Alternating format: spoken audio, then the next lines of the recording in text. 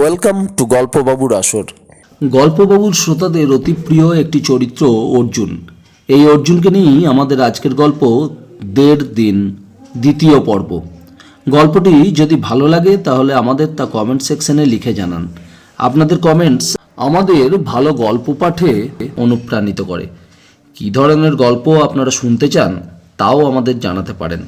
আমরা চেষ্টা করব পরবর্তী কোনো পর্বে গল্পটি পাঠ করে শোনাতে।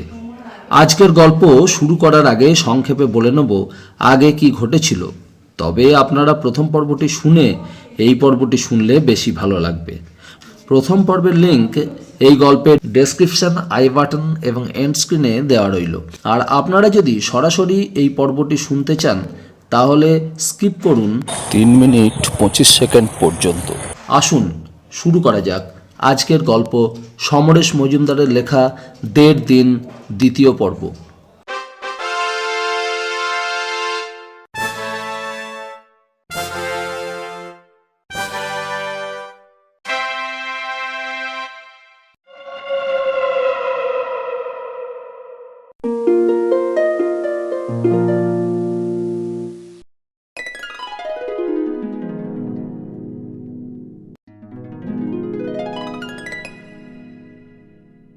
আগে যা ঘটেছে। অর্জুনকে অমলদা বলেন তাঁর পরিচিত এক ক্লায়েন্টের মেয়ে নন্দিনী ও তার বন্ধুরা আসছে দার্জিলিং বেড়াতে যাবে বলে। অর্জুন তাদের যদি সঙ্গী হয় তাহলে সে তাদের সিকিউরিটির ব্যাপারটা দেখতে পারবে। অর্জুন রাজি হয়ে বাগডোগরা এয়ারপোর্টে পৌঁছায়।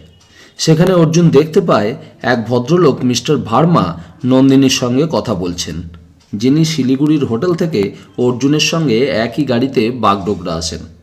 অর্জুনরা সোজা দার্জিলিংয়ে না গিয়ে ডুয়ার্স ঘুরে দার্জিলিং যাওয়ার প্ল্যান করে। পথে মালবাজার ট্যুরিস্ট লজে রাত কাটায় এবং দেখতে পায় মিস্টার ভার্মা সেখানেই এসেছেন রাত কাটানোর জন্য।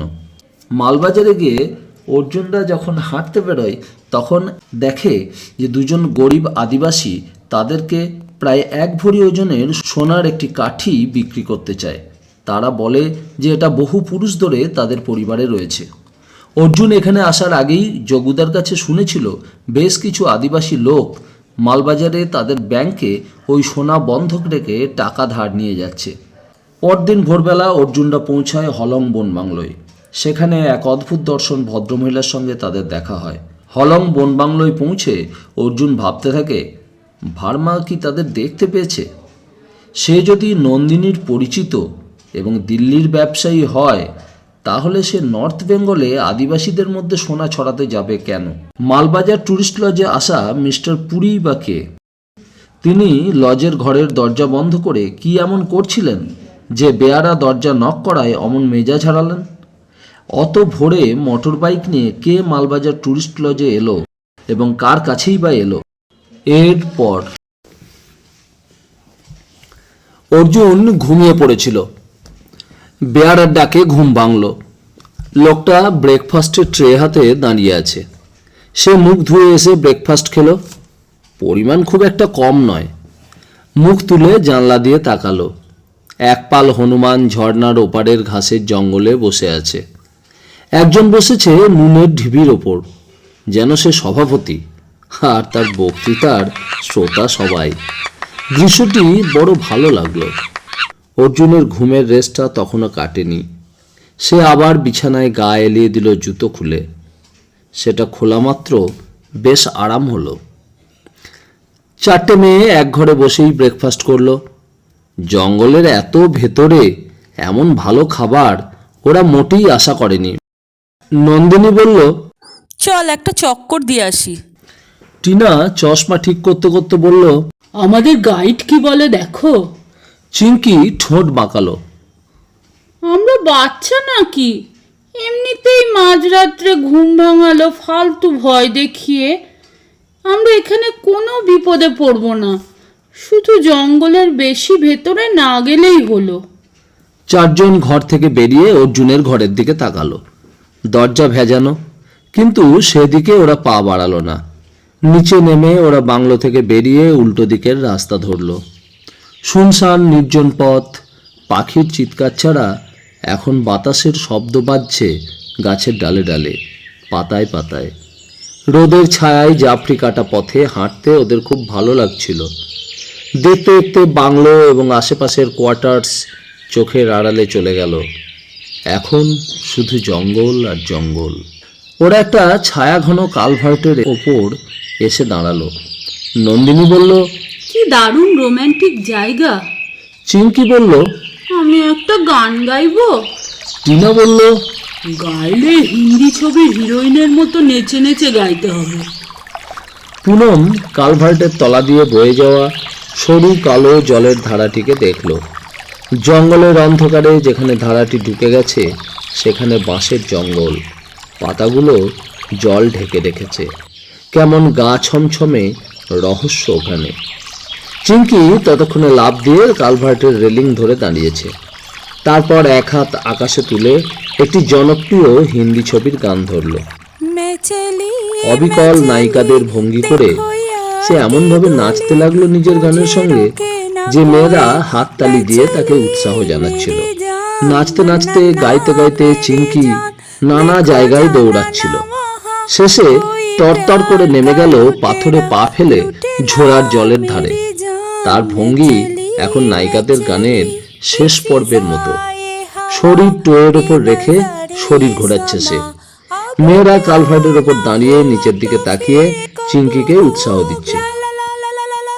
ঘুরতে ঘুরতে চিঙ্কি কালভার্টের নিচের দিকে তাকাতেই তার গলার গান বন্ধ হয়ে গেল। হাত উঠল মুখের ওপর, চোখ বিস্ফারিত হলো, কিন্তু সেটা মাত্র 2-3 সেকেন্ডের জন্য। আচমকা একটা তীব্র চিৎকার ছিটকে এলো তার গলা থেকে। নন্দিনী চেঁচিয়ে উঠল, কি হলো? এই চিঙ্কি! ভূত দেখার মতো দৌড়ে চিঙ্কি পাথরগুলো ডিঙিয়ে ওপরে উঠে এলো। তার মুখ এখন একদম সাদা। বন্ধুরা দৌড়ে গিয়ে ওকে জড়িয়ে ধরলো। নন্দিনী ওর মুখ ধরে জিজ্ঞেস করলো, কি হয়েছে? চিঙ্কির কথা বলতে সময় লাগলো। সে কোনো মতে বলতে পারলো, ভূত! ভূত! হাঁ হয়ে গেল তিনজন। নন্দিনী জিজ্ঞেস করলো, কি যাতা বলছিস? চিঙ্কি বাঁ হাত বাড়িয়ে ঝোড়াটাকে দেখালো। ওই যে ওখানে। ওরা কালভার্টের তলা দিয়ে বয়ে যাওয়া কালো জলের ঝোড়া দেখলো। নন্দিনী হেসে উঠল। দূর, ভূত বলে কিছু আছে নাকি? চিঙ্কি তখন ঢোক গিলছে। কথা বলার মতো ক্ষমতা ভালো করে পাচ্ছে না বেচারা। একটু আগে যে মেয়ে নাচ গান করছিল সে এখন রক্তশূন্য। পুনম জিজ্ঞেস করলো, ভূত কাহাতে? চিঙ্কি কাঁপা গলায় জবাব দিল, নিচে, কালভার্টের নিচে। ওরা তিনজন মুখ চাওয়াচাই করলো। তারপর চিঙ্কিকে ওপরে রেখে পাথরে পা ফেলে নিচে নামতে লাগলো। ওরা কেউ কোনো কথা বলছিল না। গম্ভীর মুখে জলের ধারে পৌঁছে মুখ ফেরাতেই হতভম্ব হয়ে গেল তিনজনে। কালভার্টের নিচে একটা মানুষ বসে আছে পাথরে হেলান দিয়ে। সে যে মৃত তা বলে দেওয়ার দরকার হয় না। সঙ্গে সঙ্গে পুনম আর টিনা ছুটতে লাগলো ওপরে। নন্দিনী সাহস করে দাঁড়িয়ে রইল কিছুক্ষণ। লোকটার শরীরের নিম্নাংশ জলের মধ্যে স্রোত বয়ে যাচ্ছে তার ওপর দিয়ে। ঊর্ধ্বাঙ্গ শুকনো, পরনে খুব মলিন ধুতি আর গেঞ্জি। এদিকের কোনো শ্রমিক হবে। মুখ চোখ বাঙালি বলে মনে হচ্ছে না। নন্দিনী চারপাশে তাকালো, কোথাও কেউ নেই। জঙ্গলের জীবন নির্বিঘ্নে চলছে। সে ধীরে ধীরে উপরে উঠে আসতেই পুনম বলল, লেটস গো ব্যাক। নন্দিনী বলল, আমাদের এখনই পুলিশকে খবর দেওয়া উচিত। পুলিশ? পুলিশ কোথায় পাবো? কেন? সেই যে অফিসার যিনি রেঞ্জারের সঙ্গে তখন ছিলেন। ওরা কেউ আর ওখানে দাঁড়াতে চাইছিল না। দ্রুত সবাই হাঁটতে লাগলো টুরিস্ট বাংলোর দিকে। মোড় ঘোরার আগে নন্দিনী একবার পিছন ফিরে তাকালো। জঙ্গল চিরে পিছনে পড়ে থাকা পথটা চমৎকার শান্ত। চোখ ফিরিয়ে নেওয়ার আগে সে চমকে উঠল, চিৎকার করে বলল, লুক! ওরা তিনজনই ভয়ার্ত চোখে পিছন ফিরল। কিন্তু ততক্ষণে প্রাণীটি রাস্তা পার হয়ে ওপরে চলে গিয়েছে। ওরা যেখানে দাঁড়িয়ে তার 150 গজ দূরে ঘটনাটা ঘটল। টিনা জিজ্ঞেস করলো, কি বলতো? চিঙ্কি অস্ফুটে বলল, gorilla, I am sure. Poonam বলল, बट इंडियन फॉरेस्ट में गोरिल्ला कहाँ से मिलेगा? ভালো ভালো হোগা। নন্দিনী যতটুকু দেখেছে ওরা তা দেখেনি। ভালুক হলে কি ওভাবে হাত তুলে দৌড়ে যায়? প্রাণীটি কালচে লোমশ, কিন্তু দৌড়ানোর ভঙ্গিতে নিজেকে গোপন করার প্রয়াস আছে। তাছাড়া লম্বায় অতটা উঁচু কি ভালুক হয়? যদিও এত দূর থেকে উচ্চতা মাপা শুধু দৃষ্টি দিয়ে অসম্ভব, কিন্তু এই জঙ্গলে যদি একটা অচেনা প্রাণী ওই চেহারা নিয়ে ঘুরে বেড়ায়, তাহলে নিরস্ত হয়ে হাঁটা বুদ্ধিমানের কাজ নয়। টুরিস্ট বাংলোর সামনে এসে পুনম বলল, চল অর্জুনকে বলি। নন্দিনী মাথা নাড়ল। হোয়াই? আমরাই তো রেঞ্জারকে রিপোর্ট করতে পারি। বাকি রাস্তাটুকু চুপচাপ কাটিয়ে ওরা গেট খুলে রেঞ্জারের অফিসে ঢুকলো। এখন আর সকাল নেই, ডুয়ার্সের দুপুর মোটেই আরামদায়ক নয়। চারপাশে জঙ্গল থাকায় অবশ্য একটা ছায়া ছায়া প্রলেপ পড়েছে তার ওপর। রেঞ্জার নেই। এক অল্প বয়সী ভদ্রলোক বাসি খবরের কাগজ পড়ছিলেন। ওদের দেখে আমতা আমতা করে বললেন, স্যার নেই, মাদারিহাটে গিয়েছেন। কখন ফিরবেন? নন্দিনী জিজ্ঞেস করলো। বিকেলে। মাদারিহাট মানে যে রাস্তা দিয়ে আমরা জঙ্গলে ঢুকলাম? আগে হ্যাঁ। কিন্তু আমাদের যে খুব জরুরি কথা বলা দরকার ছিল, এবং সেটা এক্ষুনি। লোকটি উঠল। রেঞ্জারের টেবিলে একটা টেলিফোন রয়েছে। সেটি রিসিভার তুলে ঘন ঘন ট্যাপ করতে করতে অপারেটরকে পেল। একটা নম্বর পেয়ে মেয়েদের দিকে তাকিয়ে হাসল। কপাল ভালো থাকলে স্যারকে পেয়ে যাব। Hello hello, Hollong range office থেকে বলছি। রেঞ্জার সাহেব আছেন? নেই? ও বেরিয়ে গেছেন? আচ্ছা, কোথায়? আরে আরে হ্যালো হ্যালো। লোকটি কিছুক্ষণ চিৎকার করলো, তারপর রিসিভার নামিয়ে মাথা নাড়ল। না, স্যার বেরিয়ে গেছেন। তাহলে আপনি চলুন, আপনি তো এখানেই কাজ করেন। নন্দিনী বলল। হ্যাঁ, কিন্তু কোথায় যাব? জঙ্গলে। জঙ্গলে? না না, হাতির পিঠে ছাড়া জঙ্গলে যাবেন না। তাছাড়া এখন জঙ্গলে খুব গোলমেলে ব্যাপার হচ্ছে, হুটহাট যাবেন না। কি গোলমাল? রাষ্ট্রবিরোধী সমাজবিরোধীরা জঙ্গলে আশ্রয় নিচ্ছে। মেয়েরা পরস্পরের মুখের দিকে তাকালো। নন্দিনী বলল, শুনুন, আমরা একটু আগে ওই বাংলোর পিছন দিকের রাস্তাটাতে বেড়াতে গিয়েছিলাম। যেতে যেতে যে কালভার্টটা পড়ে তার নিচে একটা ডেড বডি দেখতে পেয়েছি। মনে হচ্ছে লোকটাকে কেউ খুন করেছে। এই ব্যাপারটাই আপনাদের জানাতে এসেছিলাম। কি খুন? আবার? লোকটি হাঁ হয়ে গেল।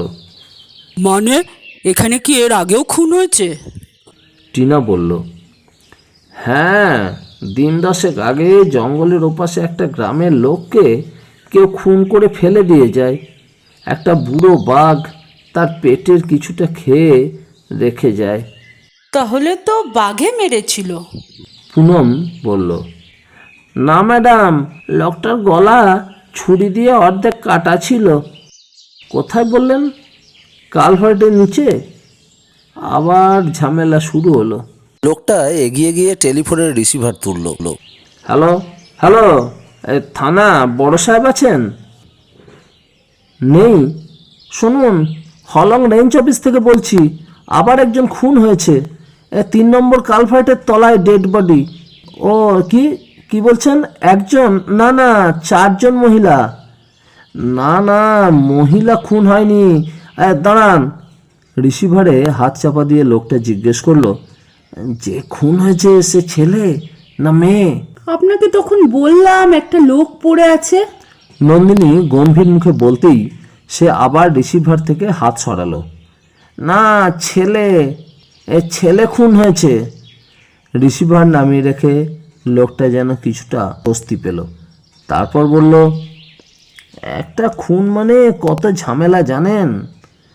ঘন ঘন পুলিশ আসবে, আপনাদের কাছেও যাবে। আচ্ছা, আপনাদের সঙ্গে কোনো গার্জিয়ান নেই? আছেন, তিনি বাংলোতে বসে আছেন। তিনি দেখেননি ডেড বডি? তাহলে পুলিশকে আমি আর আপনাদের কথা না বলে তার নাম বলে যেতাম। পুলিশ আর আপনাদের জিজ্ঞাসাবাদ করতো না। নন্দিনী বলল, না, তিনি দেখেননি। আচ্ছা, আর একটা কথা বলুন তো, এই জঙ্গলে প্রায় 5 ফুট লম্বা কালো লোমশ কোনো প্রাণী আছে যে 2 পায়ে হাঁটতে পারে, খুব জোরে হাঁটে? লোকটি আঙুল তুলে ঘরের দেওয়ালে টাঙানো জীবজন্তুর ছবি দেখালো। এইসব প্রাণী এখানকার জঙ্গলে আছে। ওরা উৎসুক হয়ে তাকালো। বাঘ, বাইসন, গন্ডার, বুনো শুয়োর, হাতি থেকে আরম্ভ করে বন মুরগি, সাপ ছড়িয়ে আছে জঙ্গলে, কিন্তু সেই বিদঘুটে প্রাণীর ছবি দেওয়ালে টাঙানো নেই। নন্দিনী মাথা নাড়ল। এই ছবির বাইরের কোনো জন্তু জঙ্গলে নেই বলতে চাইছেন? লোকটি বলল, ম্যাডাম ফরেস্ট ডিপার্টমেন্টকে যেসব জন্তুর ছবি পাঠিয়েছেন তার বাইরে কিছু না থাকারই কথা। তবে কাউকে যদি না বলেন তাহলে বলতে পারি আছে। এরকম গভীর জঙ্গলে অনেক রকম জন্তু হঠাৎ হঠাৎ দেখা যায়, যার নাম খাতায় লেখা নেই। যেমন? একটা জন্তু আছে জানেন, যার গায়ে বড় বড় আঁশ, গড়িয়ে গড়িয়ে চলে। কি নাম জানি না। বুনো কুকুর আছে কয়েকটা। সুপ্রিয় দর্শকরা কি জানেন এই জন্তুটার নাম?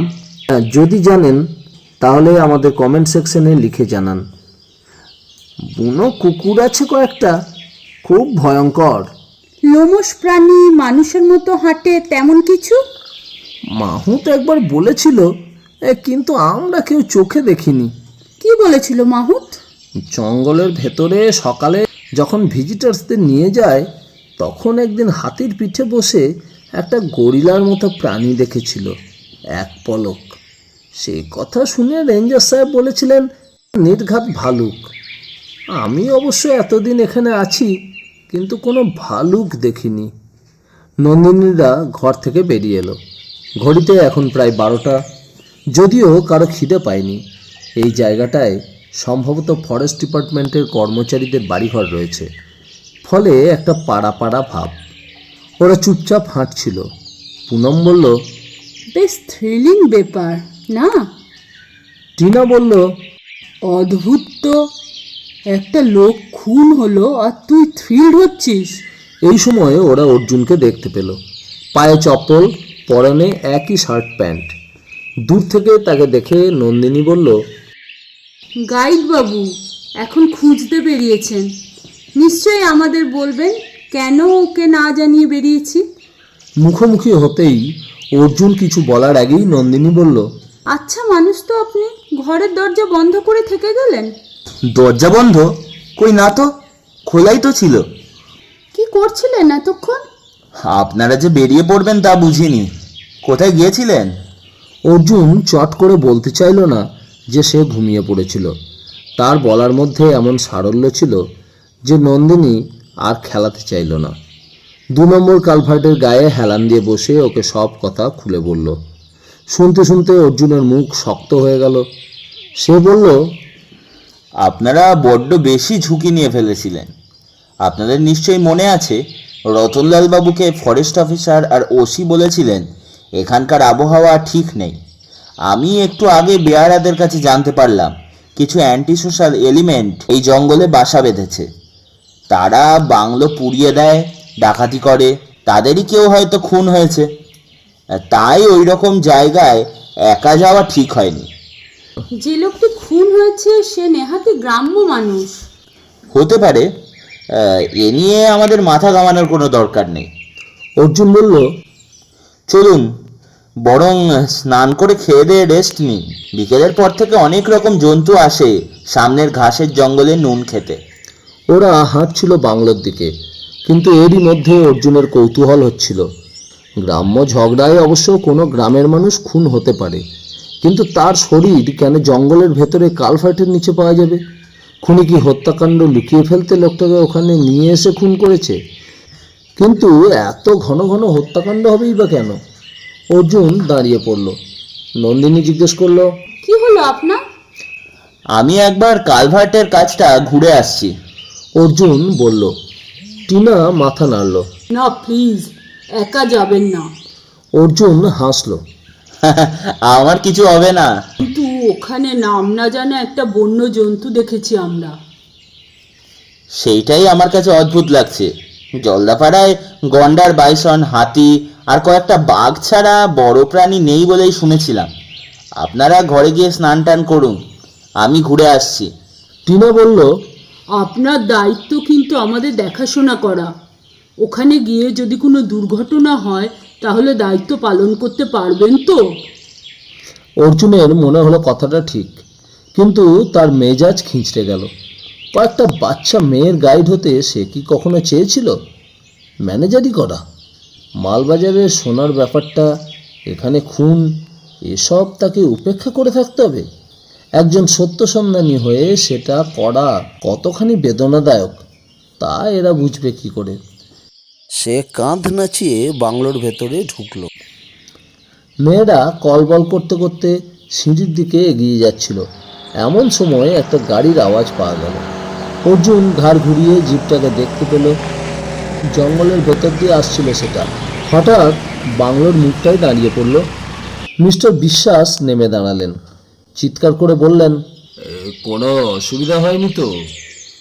জবাব না দিয়ে অর্জুন হাত তুলে দাঁড়াতে বলল। প্রায় দৌড়েই সে জিপের কাছে পৌঁছে বলল, একটু আগে আপনাকে টেলিফোনে ধরার চেষ্টা করা হয়েছিল। ও, আপনিও আছেন? জিপের ভেতরে বসা মিস্টার আহমেদের দিকে তাকিয়ে বলল অর্জুন। খুব ভালো হলো, আপনাকে থানাতে ফোন করা হয়েছে। কি ব্যাপার বলুন তো? মিস্টার বিশ্বাস জিজ্ঞেস করলেন অবাক হয়ে। আপনাদের জঙ্গলে একটা ডেড বডি দেখেছে মেয়েরা। Dead body? কোথায়? মিস্টার আহমেদ জিজ্ঞেস করলেন। 3 নম্বর কালভার্টের নিচে। সে কি? মিস্টার বিশ্বাস হতভম্ব। মেয়েরা সেটা দেখলো কি করে? বেড়াতে বেড়াতে গিয়েছিল, তারপরই আপনার অফিসে রিপোর্ট করেছে। আপনিও দেখেছেন নাকি? না, আমি তখন বাংলোয় ছিলাম। মিস্টার বিশ্বাস জিপে উঠে বসলেন। ড্রাইভার, গাড়ি ঘোরাও। অর্জুন এগিয়ে গেল।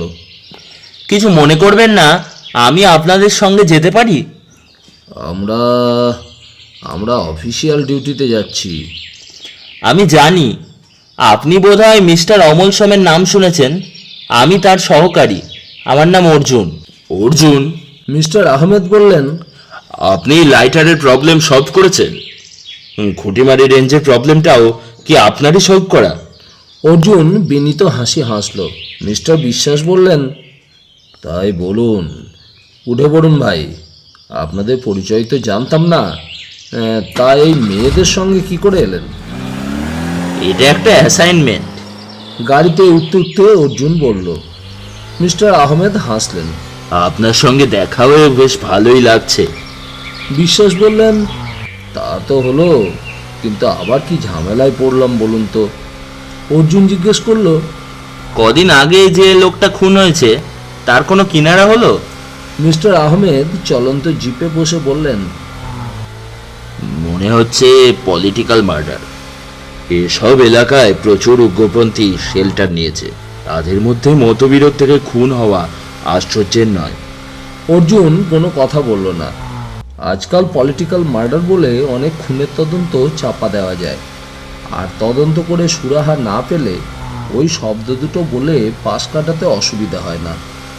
দুপাশে জঙ্গল রেখে জিপ থামলো 3 নম্বর কালভার্টের পাশে। টপাটপ জিপ থেকে নেমে পড়লেন অফিসারেরা। অর্জুন তাদের অনুসরণ করলো। পাথর ডিঙিয়ে ডিঙিয়ে জলের কাছে পৌঁছে এপাশ ওপাশ তাকিয়েও কোনো মৃতদেহের দর্শন পাওয়া গেল না। মিস্টার বিশ্বাস অর্জুনের দিকে তাকিয়ে প্রশ্ন করলেন, কোথায় দেখেছিল বলুন তো? কালভার্টের নিচে। ওখানে তো কিছুই দেখা যাচ্ছে না ভাই। সত্যি কিছু নেই। অর্জুন পাথরে পা ফেলে এগিয়ে গেল কালভার্টের নিচে। মৃতদেহ থাকলে তাদের দেখে লুকিয়ে পড়তো না। মিস্টার আহমেদ দূরে দাঁড়িয়ে হাসলেন। আপনার সঙ্গিনীরা বোধ হয় হার্ডি বয়েজ কিংবা ফেমাস 5 পরে খুব। অর্জুন প্রতিবাদ করল, না, ওটা তেমন বাচ্চা নয়। তাহলে হ্যাডলি চেজ কিংবা জেমস বন্ড? অর্জুন জবাব দিল না। মেয়েরা বলেছিল মৃতদেহ অর্ধেকটা জলে ডোবা ছিল। সে এগিয়ে গেল জলের কাছে। হঠাৎ চোখে পড়ল একটা পাথরের অনেকটা ভিজে রয়েছে। আশেপাশের সবকটা পাথরই শুকনো, খটখটে। অর্জুন পাশে গিয়ে দাঁড়ালো। পাথরের ওপর ধুলোয় একটা ঘষ্টানো দাগ, তারপরেই পায়ের ছাপ চোখে পড়ল। একটুখানি ধুলো মাটির ওপর একজোড়া পা। অর্জুন হাত নেড়ে অফিসারদের কাছে ডাকলো। মিস্টার বিশ্বাস আস্তে আস্তে বললেন, কোনো লোক টায়ার্ড হয়ে হয়তো কালভার্টের ছায়ায় ঘুমোচ্ছিল। দড়িকে সাপ ভেবেছে মেয়েরা। অর্জুন মাথা নাড়ল। কিন্তু এখান থেকে কাউকে টেনে হিঁচড়ে নিয়ে যাওয়া হয়েছে। মিস্টার আহমেদ, আপনি এই জায়গাটা ভালো করে দেখুন। সে তার সন্দেহের কারণ আরও বিশদভাবে বলল। পুলিশ অফিসার সেটা শুনে খুঁটিয়ে দেখলেন, তারপর বললেন, আপনার কথা সত্যি হলে এখানে একটা ডেড বডি ছিল এবং মেয়েরা আবিষ্কার করার পর সেটাকে কেউ সরিয়ে নিয়ে গেছে। অর্জুন জলের ওপাশের জঙ্গলটাকে দেখছিল। ঝোড়ার জল খুব বেশি নয়, মাঝে মাঝে হাঁটুর বেশি নয়।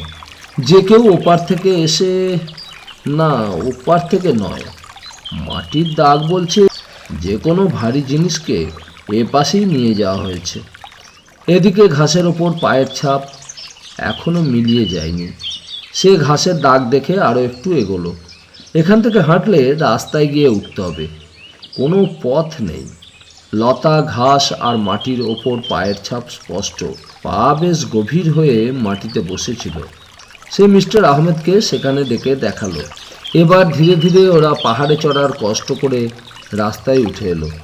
মিস্টার আহমেদ বললেন, কিন্তু অর্জুন বাবু, আমরা নিজেরাই এই পথ উঠতে যে কষ্ট করলাম, তাতে কি আপনার মনে হচ্ছে কেউ আর একটা ডেড বডি নিয়ে উঠতে পারবে? লোকটা যদি প্রচণ্ড শক্তিশালী হয়? এদিকের সমস্ত শক্তিশালী মানুষের ঠিকানা পুলিশের খাতায় লেখা আছে। কি বলেন মিস্টার আহমেদ? যদি মানুষ না হয়? তার মানে কি বলতে চাইছো তুমি? এবার মিস্টার বিশ্বাস ঘুরে দাঁড়ান। আপনাদের জঙ্গলে এমন একটা প্রাণীকে মেয়েরা আজ দেখেছে যার আকৃতি অনেকটা গরিলার মতো, লম্বায় অন্তত ফিট 5। ওরা অবশ্য অনেক দূর থেকেই দেখেছে। হো হো করে হেসে উঠলেন মিস্টার বিশ্বাস। সামনের একটা গাছ থেকে এক ঝাঁক টিয়া আকাশ সবুজ করে উড়ে গেল ভয় পেয়ে। বিশ্বাস বললেন, এই জঙ্গলে গরিলা? আপনার সঙ্গিনীদের মাথা খারাপ হয়ে গিয়েছে মশাই।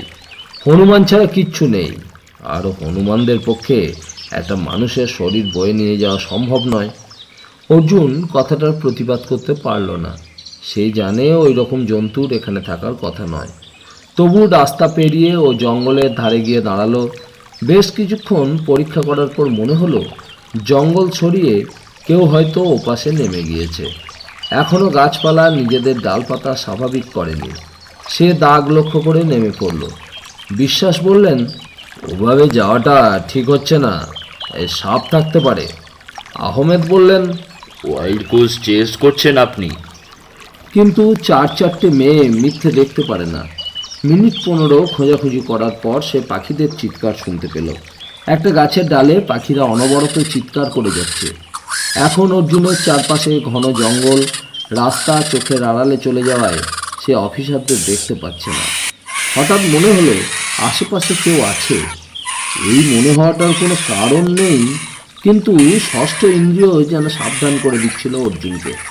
সে ঘুরে দাঁড়াতেই ওপর থেকে একটা ভারী জিনিস ঝাঁপিয়ে পড়ল মাথার ওপরে। পড়ে যেতে যেতে অর্জুন পরিত্রাহী চিৎকার করলো। চোখ বন্ধ হবার আগে একটা লোমশ পেট আর বুক নজরে এলো। চোখ মেলতেই বিশ্বাসের মুখ দেখতে পেল অর্জুন। ঝুঁকে পড়ে ভদ্রলোক জিজ্ঞেস করলেন, কি হয়েছিল আপনার? অর্জুন মাথা তুলতে গিয়ে ঘাড়ে প্রচণ্ড বেদনা অনুভব করলো। তবু সে উঠে বসলো। ঘাড় এবং কোমরে ব্যথা, দাঁতে দাঁত চেপে অর্জুন সেটা সহ্য করতে চাইল। তাকে এখন তুলে নিয়ে আসা হয়েছে রাস্তায়, আর তখনই একটা জিপকে দ্রুত গতিতে আসতে দেখা গেল উল্টো দিক দিয়ে। মিস্টার আহমেদ বললেন, থানা থেকে ফোর্স আসছে মনে হয়। অর্জুন বলল, প্লিজ আপনারা এপাশের জঙ্গলটা ভালো করে খুঁজে দেখুন। আমাকে আক্রমণ করা হয়েছিল আচমকা। আহমেদ সজাগ হলেন। কজন ছিল? একজনই, একটা লোমশ বুক, পেট, আর কিছু দেখতে পাইনি। জিপটা থামতেই আহমেদ তাদের নির্দেশটা জানিয়ে দিলেন। মিনিট দশকের মধ্যে পুলিশদের চিৎকারে জানা গেল ওরা ডেড বডি খুঁজে পেয়েছে। শেষ পর্যন্ত একটা লম্বা গাছের ডালে শরীরটাকে ঝুলিয়ে ওরা জঙ্গল থেকে বেরিয়ে এলো। পরিষ্কার রাস্তায় শুয়ে দেওয়া হলো মৃতদেহকে। কোনো লোমশ জন্তুর চিহ্ন এই জঙ্গলের ধারে কাছে খুঁজে পাওয়া যায়নি। বিস্ময় বেড়ে যাচ্ছিল অর্জুনের। সে ভুল করছে না, জন্তুটা ওখানে ছিলই। নন্দিনীরা ঠিকই দেখেছিল। নিশ্চয়ই লোকজন দেখে সে হাওয়া হয়ে গিয়েছে। জঙ্গলটা অনেকখানি জায়গা নিয়ে, যে কোনো জন্তুর পক্ষে নিরাপদ জায়গা খুঁজে পেতে অসুবিধা হবার কথা নয়। মিস্টার বিশ্বাসের কথা কানে এলো। এই লোকটাকে এর আগে দেখেছি বলে মনে হয় না। আপনারা কেউ চিনতে পারছেন একে? পুলিশ কোনো উত্তর দিল না। আহমেদ জিপের ড্রাইভারকে নির্দেশ দিলেন ফরেস্ট অফিসের কোনো দারোয়ানকে তুলে আনতে। জিপ বেরিয়ে গেল। অর্জুন দেখল লোকটি এখানকার আদিবাসী সম্প্রদায়ের একজন। ওর ধুতি এবং পা এখনো ভিজে। তার মানে মেয়েরা ভুল করেনি। কিন্তু এত অল্প সময়ের মধ্যে মৃতদেহটাকে কালভার্টের নিচ থেকে ওই জঙ্গলে নিয়ে যাওয়া হলো কেন? কে বা কারা এই কাজটা করলো? অর্জুন ভিড় থেকে সরে এলো। ধীরে ধীরে কালভার্টের সামনে দাঁড়ালো। পিট করে ঝোড়ার জল বয়ে যাচ্ছে। এখানকার পৃথিবী বেশ শান্ত। খুনটা এখানে হয়নি হলে মৃতদেহের আশপাশে রক্তের চিহ্ন দেখা যেত। আচ্ছা, মৃতদেহে কি রক্তের দাগ রয়েছে? সে দ্রুত চলে এলো মৃতদেহের পাশে, খুঁটিয়ে দেখতে লাগলো। আহমেদ জিজ্ঞেস করলেন, কি দেখছেন? লোকটা মরলো কিভাবে? বুঝতে পারছি না। অ্যাপারেন্টলি কোনো ক্ষতও তো চোখে পড়ছে না। অর্জুন শরীরটার পাশে বসে পড়ল। মৃতদেহ দেখে মনে হচ্ছে 24 ঘন্টা আগেও লোকটা বেঁচে ছিল। পচন শুরু হলেও সেটা মারাত্মক পর্যায়ে পৌঁছায়নি। কোথাও কোনো আঘাতের চিহ্ন নেই। পোস্টমর্টেম না করলে বোঝা যাবে না। এই জঙ্গলে সেটা ঠিকমতো করার ব্যবস্থা আছে কিনা কে জানে। এই সময় জিপ ফিরে এলো। ফরেস্ট অফিসের একজন গার্ড জিপ থেকে নেমে মিস্টার বিশ্বাসকে সেলাম করলো। তিনি জিজ্ঞেস করলেন, দেখো তো চেনো কি না? লোকটায় এদেশীয়। দুবার তাকাতে হলো না তাকে। আশা এই উত্তর দিকে গ্রামে থাকে, হাটে ঘাটে ঘুরে তামাক বিক্রি করে। ওর সঙ্গে তোমার আলাপ ছিল? হ্যাঁ, 2-1বার কথা বলেছিলাম। এই জঙ্গলে ও কেন এসেছে তা বলতে পারো? না স্যার। ঠিক আছে, তুমি যাও। মৃতদেহ তুলে নিয়ে গেল পুলিশ। আহমেদ যাওয়ার আগে বলে গেলেন যে তিনি বিকালে আসতেন একবার। বিশ্বাসের সঙ্গে হাঁটতে হাঁটতে ফিরছিল অর্জুন। ওর ধারণা জঙ্গলে আশ্রয় নিতে আসা উগ্রপন্থীদের সঙ্গে গ্রামবাসীদের সংঘর্ষ লাগায়, তারাই ওকে খুন করে রেখে গেছে। অর্জুন একমত হলো না। সেরকম কিছু ঘটলে সামনাসামনি ক্ষত দেখা যেত, রক্ত ছড়িয়ে থাকতো। কিন্তু মিস্টার বিশ্বাস অন্য কোনো যুক্তি খুঁজে পাচ্ছিলেন না। গ্রামবাসীদের নিজেদের মধ্যে ঝগড়া হলে হত্যার জন্য জঙ্গলের এত ভেতরে আসার প্রয়োজন পড়বে না। তাছাড়া ওই লোমশ জন্তুর গল্প নেহাতি গপ্প। প্রত্যেক বছর এইসব জঙ্গল ভালো করে সার্ভে করা হয়। থাবা গুনে গুনে বাঘের সংখ্যা সঠিকভাবে যেখানে পাওয়া যায়, সেখানে অমন জন্তু সবার চোখের আড়ালে থেকে যাবে এমন হতেই পারে না। মেয়েরা ভুল দেখেছিল, আর অর্জুন সেটা নিয়ে বেশি ভেবেছিল বলে একটা বড় হনুমানকেও ওই কল্পনায় এঁকে ফেলেছে। কিন্তু তার কাছে একটাই বিস্ময়, মৃতদেহটা জায়গা বদলালো কী করে? মেয়েরা যে ওটাকে কালভার্টের নিচে দেখেছিল তা অস্বীকার করার তো উপায় নেই। ভদ্রলোক বললেন, একেই হাজারটা ঝামেলা নিয়ে আছি, তার ওপর আরেকটা যোগ হলো। বাংলোর কাছাকাছি এসে অর্জুন জিজ্ঞেস করলো, ওই লোকটার গ্রামে কি খোঁজ খবর করতে যাবেন? আমার এ ব্যাপারে কৌতূহল হচ্ছে। ওটা পুলিশের কাজ, আমার এলাকা নয়। তবে যখন আপনি ইন্টারেস্টেড, তখন আহমেদকে বলতে পারি আপনার কথা। মিস্টার বিশ্বাসের কাছে বিদায় নিয়ে বাংলোয় ঢুকলো অর্জুন। সিঁড়ি দিয়ে ওপরে ওঠার সময় দোতলার খোলা দরজাটি চোখে পড়ল। সেই মহিলা দাঁড়িয়ে আছেন। বাঁ দিকে নিচের ঠোঁটে দাঁত কামড়ে এক দৃষ্টিতে তাকিয়ে রয়েছেন অর্জুনের দিকে। অর্জুন মাথা নিচু করে ওপরে উঠে এলো। এই ভদ্রমহিলা কে? উনি কি একা আছেন?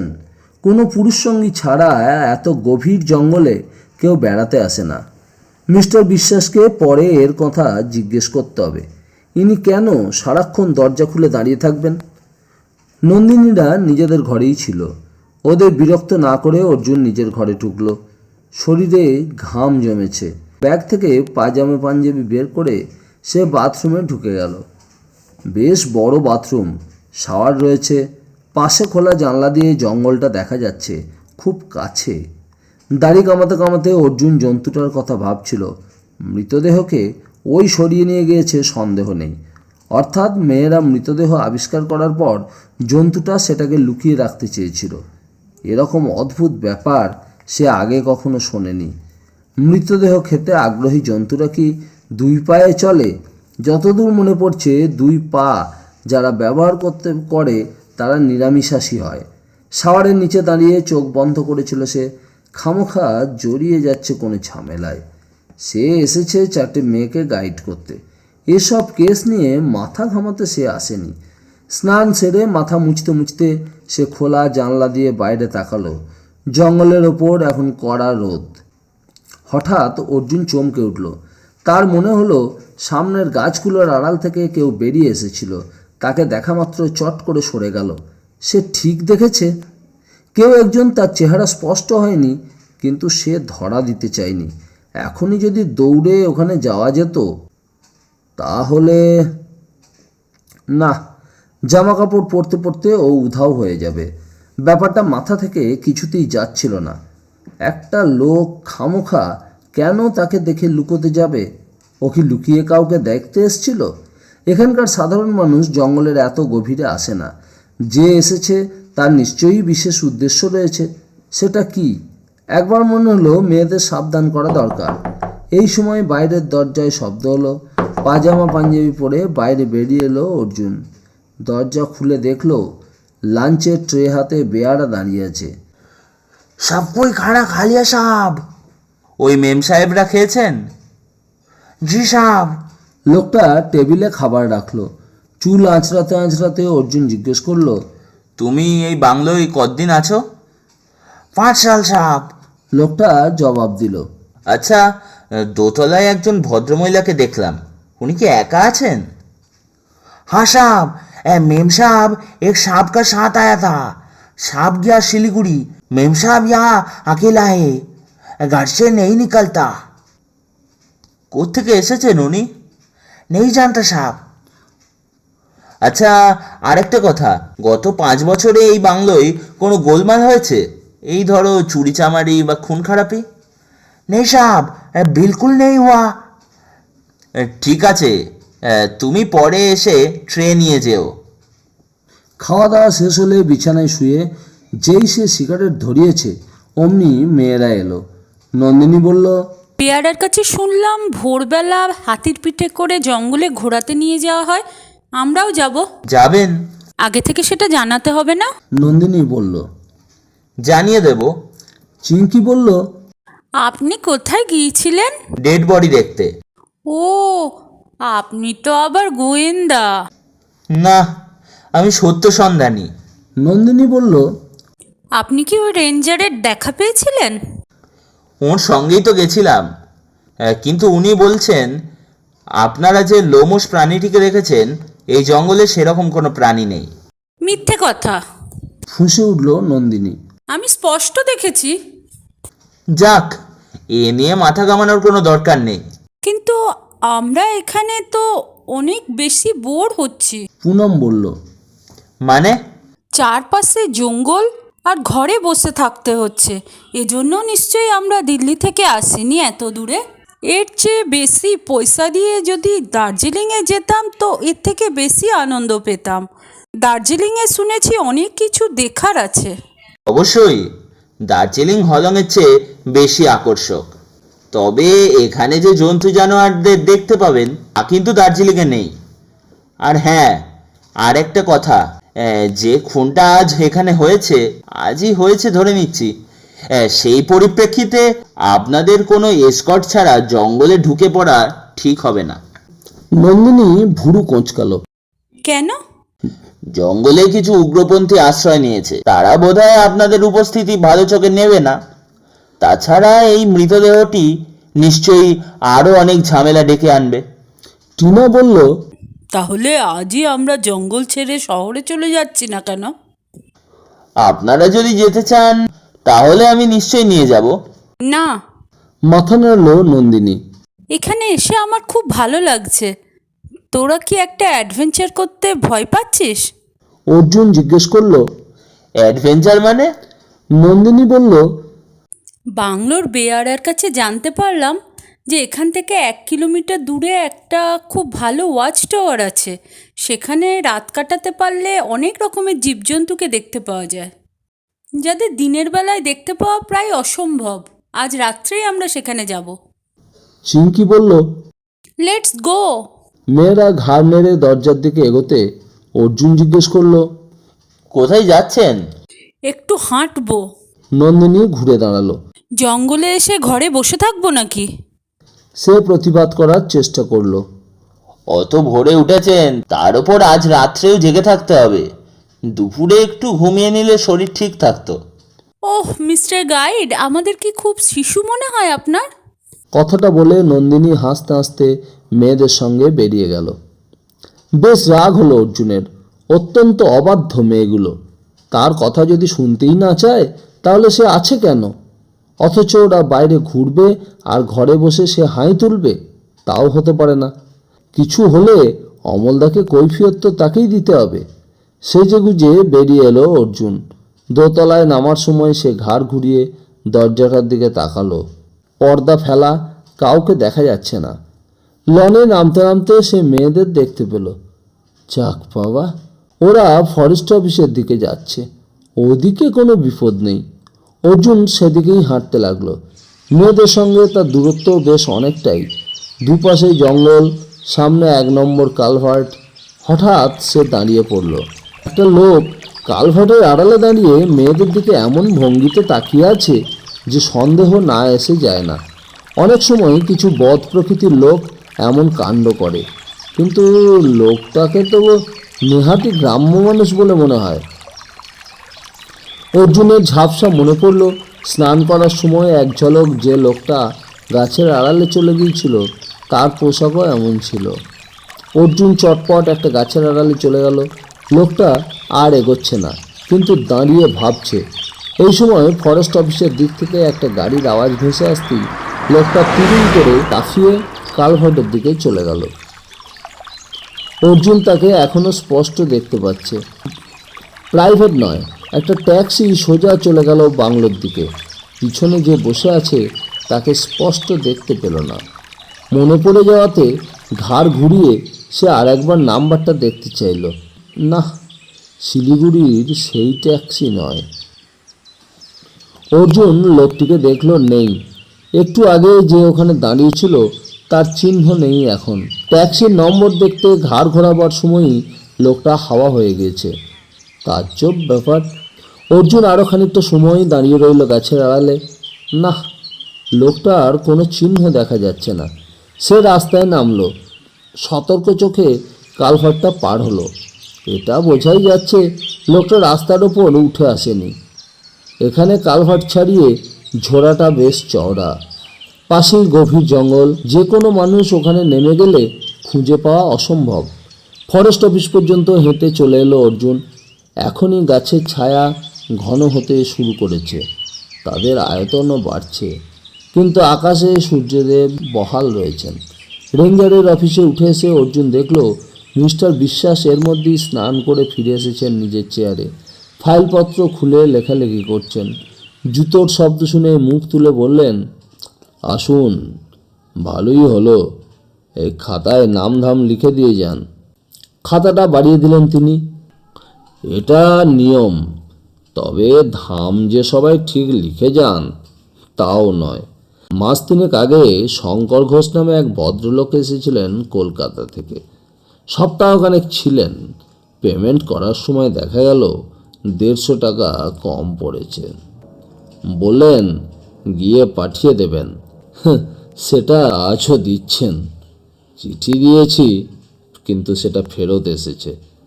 অর্জুন হেসে বলল, না না, আমরা পুরো পেমেন্ট করেই যাব। নামধাম লিখে সে একটা নামের ওপর চোখ রাখল। মিস্টার পুরী, মালবাজারের সেই ভদ্রলোক যিনি বেয়ারাকে ধমক দিয়েছিলেন দরজায় টোকা দেওয়ার জন্য। এই ভদ্রলোক এখানে কখন এলেন? সে প্রশ্নটা করল মিস্টার বিশ্বাসকে। তিনি বললেন, ভদ্রলোক এই একটু আগে এসেছেন, ট্যাক্সিতে বাংলোর দিকে গেলেন। এর ঠিকানা কি? ওটা জিজ্ঞেস করবেন না, ব্যাপারটা সরকারি, এইটুকু বলতে পারি। সরকারি? সরকারি মানে? কিছু কিছু অফিসার অথবা সরকারের বড় কর্তার সুপারিশে কোনো কোনো মানুষ এখানে আসেন, যাদের ডিটেলস আমরা ওই খাতায় লিখে রাখি না। অর্জুন স্বস্তির নিঃশ্বাস ফেলল। আর যাই হোক, মিস্টার পুরী তাহলে সন্দেহভাজনদের লিস্টে পড়ছেন না। সে সিগারেট ধরালো। আচ্ছা মিস্টার বিশ্বাস, এখান থেকে কিছু দূরে একটা ওয়াচ টাওয়ার আছে, সেখানে রাত কাটাতে গেলে কি করতে হবে? শুনেছি বন্যজন্তু দেখা যায় ওখান থেকে। আপনারা যেতে চাইছেন ওখানে? হ্যাঁ। আজ রাত্রে কিন্তু আমি আপনাকে সিকিউরিটি দিতে পারবো না। ও, আসলে আজ রাতে একটা বড় ধরনের রেইডের প্ল্যান আছে। মিস্টার আহমেদ আসবেন সন্ধ্যার পরেই।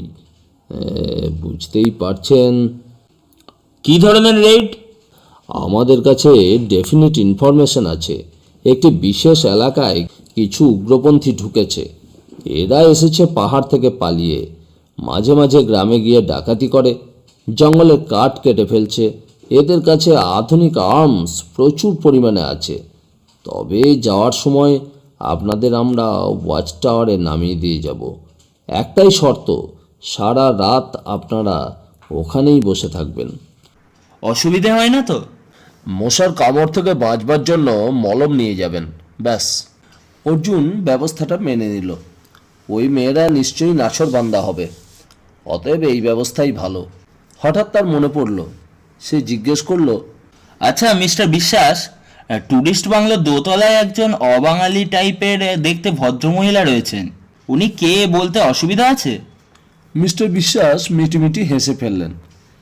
এসেছেন মাত্র কয়েক ঘন্টা আগে, এর মধ্যে মৃতদেহ আবিষ্কার করেছেন, আবার এই ভদ্রমহিলাকেও দেখতে পেয়ে গেলেন।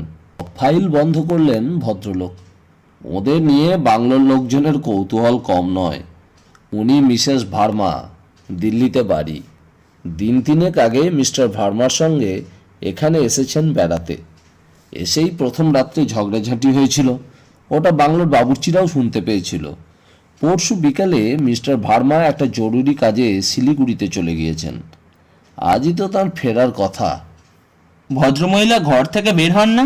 অর্জুনের অস্বস্তি শুরু হলো। না, বোধহয় একটু ভীরু প্রকৃতির মানুষ। মিস্টার বিশ্বাস উঠে দাঁড়ালেন। আমাকে একটু মাদারিহাট যেতে হবে অর্জুনবাবু। খুব ভালো হলো, আপনি যদি মাঝ রাস্তায় আমাকে নামিয়ে দেন। চলুন, কিন্তু মাঝ রাস্তায় কেন? মেয়েরা ওই পথেই গিয়েছে। ওদের বলুন ইচ্ছে করলে মাদারিহাটটা ঘুরে আসতে পারে, ফেরার সময় আমার গাড়িতেই ফিরবে, কোনো অসুবিধা নেই। ফরেস্ট ডিপার্টমেন্টের গাড়িতে চেপে পরিষ্কার রাস্তা দিয়ে অর্জুন যাচ্ছিল মিস্টার বিশ্বাসের সঙ্গে। দুপাশে জঙ্গল আছে বটে, কিন্তু তত ঘন নয়। অর্জুন সেদিক থেকে চোখ তুলে জিজ্ঞেস করলো, মিস্টার বিশ্বাস, এদিকে গ্রামের মানুষ অথবা স্টেডি চাকরি করে না এমন মানুষের জীবনে ইদানিং কি কোনো পরিবর্তন এসেছে? কি ধরনের পরিবর্তন? এই ধরুন, হঠাৎ অবস্থা পাল্টে যাওয়া, হাতে নগদ পয়সা আসা, বাড়িতে যে পারিবারিক সোনা ছিল তা ব্যাংকে জমা রেখে ধার নেওয়া। পারিবারিক সোনা? না, সে তো বহু বছর আগেই শেষ। এরা সোনা কি রকম দেখতে তাই জানে না। কিন্তু এ কথা কেন জিজ্ঞেস করছেন বলুন তো? এমনি মনে হলো তাই। এই সময় মেয়েদের দেখা গেল, মাঝ রাস্তা জুড়ে গান গাইতে গাইতে চলেছে। গাড়ির আওয়াজ পেয়ে একপাশে সরে দাঁড়ালো। গাড়ি দাঁড়াতে অর্জুন মুখ বাড়িয়ে বলল, মাদারিহাট বেড়াতে যাবেন? তাহলে ঘুরে আসতে পারেন। মেয়েদের আর দ্বিতীয়বার বলতে হলো না, কলবল করে উঠে বসলো। তারপরই ওরা মিস্টার বিশ্বাসকে প্রশ্ন করতে লাগলো সমানে। মাদারিহাটে কি কি দেখার আছে, কি জিনিস পাওয়া যায়, এখান থেকে ফুন্ট সিলিং কত দূরে, আজ রাত্রে ওয়াচ টাওয়ারে তারা যাবেই যাবে। এই সময় বিপরীত দিক থেকে একটা ট্যাক্সি আসতে দেখা গেল। এদের ড্রাইভার গতি কমালো। মুখোমুখি হতেই অর্জুনের নিঃশ্বাস বন্ধ হলো। ট্যাক্সির নাম্বার তার চেনা।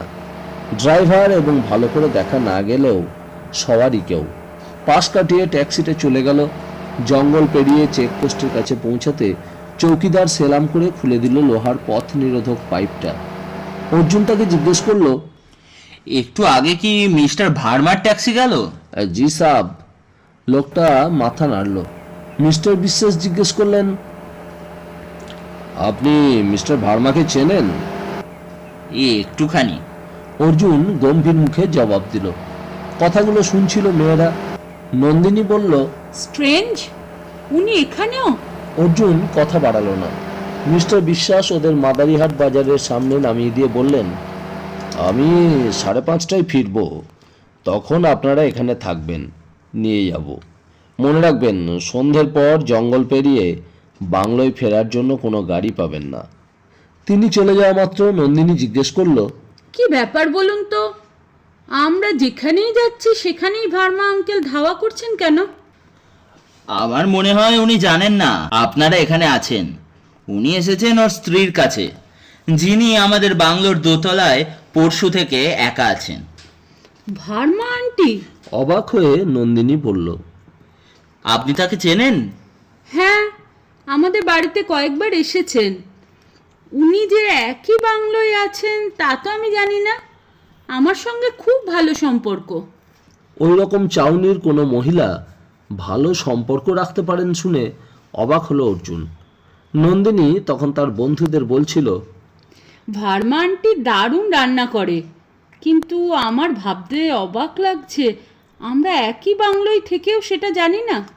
অর্জুন জিজ্ঞেস করলো, ওকে দেখতে কিরকম?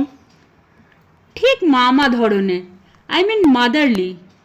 একটু পুরনো দিনের মানুষ। খুব সুন্দরী? Not that, she is neither সুন্দরী নট স্মার্ট। আপনি আমাদের ঠাকুমা দিদিমাদের দেখেছেন? ফুল অফ স্নেহ। বুঝতে পেরেছি। অর্জুন মুখে কিছু বলল না, কিন্তু সে আরও ধন্দে পড়ল। ওই মহিলাকে দেখলে কোনো মতেই মা বলে মনে হয় না। একটি স্মার্ট আধুনিকা, যিনি সমস্ত পৃথিবীকে সন্দেহ করেন, এমন একটা ছবি মনে আসে। তাহলে নন্দিনীর বর্ণনার সঙ্গে ওর কোনো মিল নেই। তাহলে কি ভার্মা সাহেব নিজের স্ত্রীকে এখানে আনেননি? ওরা মাদারিহাটের প্রায় প্রতিটি অঞ্চল ঘুরে বেড়ালো। এখান থেকে বাস ডুয়ার্সের নানা অঞ্চলে যায়। শিলিগুড়ি কিংবা জলপাইগুড়ি শহরে ঘন ঘন বাস। আর ফুন্টসিলিংয়ে পৌঁছাতে 45 মিনিটও যাবে না।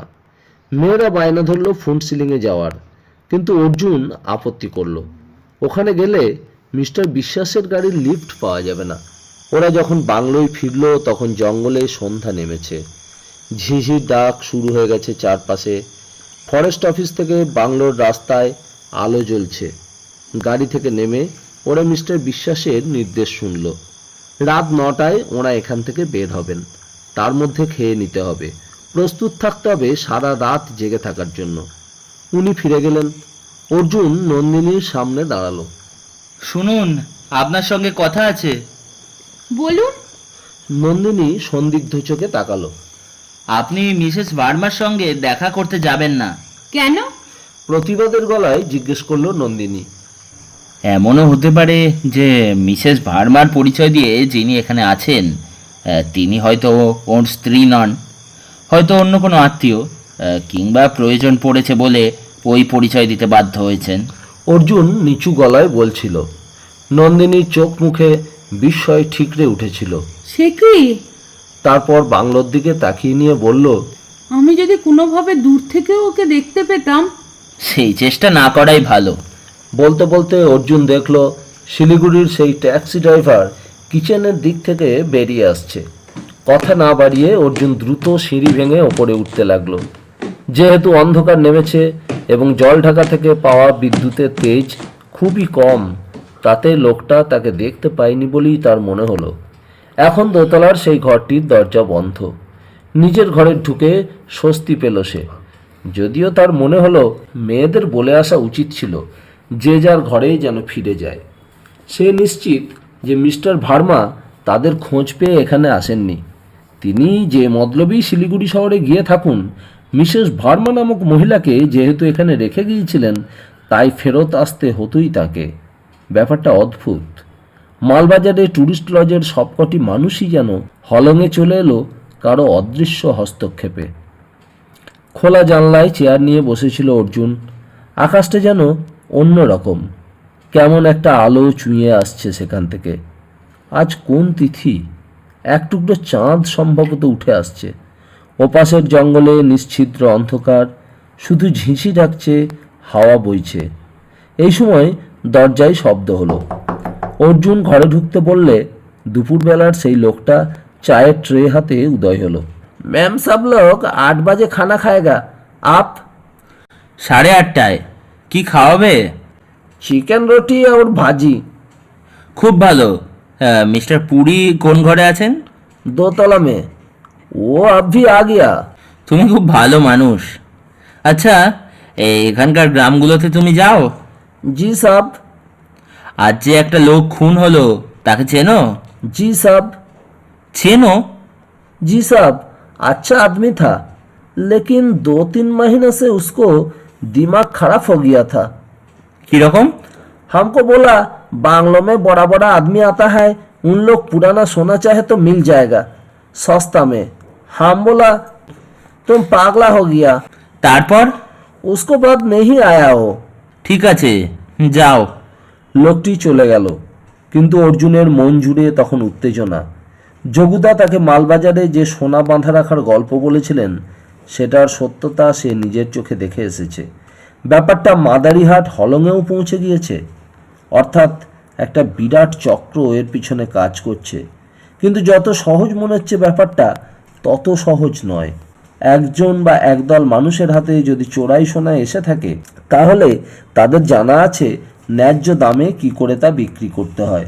কম দামে বিক্রি অথবা অল্প টাকায় বন্ধক রেখে লোকসান করবে কেন তারা? ব্যাপারটায় ফাঁক থেকেই যাচ্ছে। আর আজ যে লোকটার মৃতদেহ পাওয়া গেল, সে নিশ্চয়ই এই সোনা চক্রের সঙ্গে জড়িত ছিল। কোনো রকম মতবিরোধ ঘটায় লোকটাকে প্রাণ দিতে হয়েছে। কিন্তু সেই লোমস জন্তুটাই সব হিসেব গোলমাল করে দিচ্ছে। অর্জুন সিগারেট ধরালো। চা খেতে খেতে বাইরের দিকে তাকাতেই দেখলো বাংলোর ওপর থেকে একটা সার্চ লাইট ঝোড়ার ওপারের ঘাসের মাঠটাকে আলোকিত করছে, যেখানে নুন মাটি রাখা আছে। আর আচমকা আলো এসে পড়ায় গোটা 12 বিশাল চেহারার বাইসন মুখ তুলে তাকালো এদিকে। আলোয় তাদের চোখ জ্বলতে লাগলো। দৃশ্যটি খুব সুন্দর। বাইসনগুলো এবার সরতে লাগলো। ছোট ছোট টিলা ঢেউয়ের মতো চোখের আড়ালে চলে যাচ্ছে।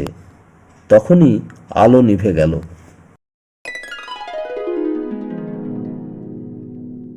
রাত 9:15টায় মেয়েরা তৈরি।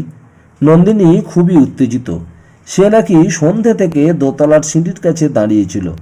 প্রায় আধ ঘন্টা বাদে সেই বিশেষ ঘরের দরজা খুলে যে লম্বা মহিলাটি বেরিয়ে এসেছিল, তিনি 7 জন্মেও মিসেস ভার্মা নন।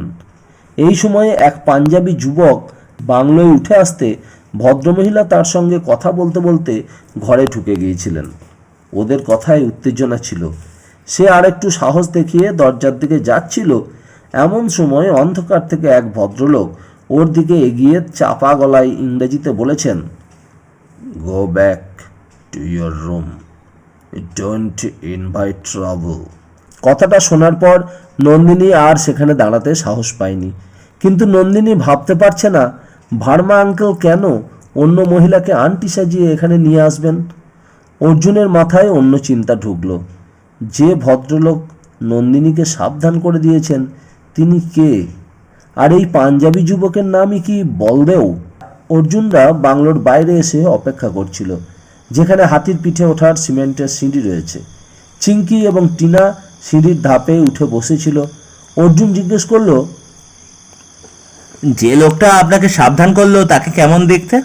অন্ধকারে ঠিক বুঝতে পারিনি, গলা শুনেই আমার বুক ঢিপ ঢিপ করছিল। ঠিক 9টা বাজতেই দুটো জিপ এসে দাঁড়ালো বাংলোর সামনে। পিছনেরটা পুলিশে ভর্তি। মিস্টার বিশ্বাস বললেন, কি এখনো বলুন যেতে পারবেন কিনা? পারবো না কেন? নন্দিনী জিজ্ঞেস করলো। সেকেন্ড থটে যাওয়া ক্যান্সেল হলেও হতে পারে। চলুন উঠে পড়ুন। বেশ কষ্ট করেই ওরা জিপে উঠল, কারণ পিছনেও দুজন পুলিশ অস্ত্র নিয়ে বসে আছেন। আপনাদের সাহস খুব, দেখবেন রাত্রে ওপর থেকে নিচে নামতে চেষ্টা করবেন না। একমাত্র সাপ ছাড়া কোনো বন্যজন্তু আপনাদের নাগাল পাবে না ওপরে বসে থাকলে। পুনম চিৎকার করে উঠল, সাপ! ও মাই গড! আহমেদ বললেন, ভয় পাওয়ার কিছু নেই, সাপদের কাজকর্ম আছে, সঙ্গে একটা লাঠি রাখলেই চলবে। মিস্টার বিশ্বাস বললেন, ওয়াচ টাওয়ারে লাঠি পাবেন, মশালো? অর্জুন জিজ্ঞেস করলো, মিস্টার আহমেদ, বলদেব নামে কোনো পাঞ্জাবি ছেলেকে আপনি চেনেন? কোন বলদেব? ঠিক জানি না, এই মালবাজারেও যা যাতায়াত আছে। ও, সাপ্লায়ার বলদেব। কেন বলুন তো? লোকটি কীরকম? ভালো, গরিব দুঃখীদের খুব সাহায্যও করে। কারো কারো কাছে ও প্রায় দেবতার মতো। এখনো পর্যন্ত নাথিং এগেনস্ট হিম। অর্জুন আর কথা বাড়ালো না। নিঃশ্বাস জঙ্গলের মধ্য দিয়ে দুটো জিপ ছুটে যাচ্ছিল। এবার পরিষ্কার রাস্তা ছেড়ে দিয়ে তারা জঙ্গলে পথ ধরল।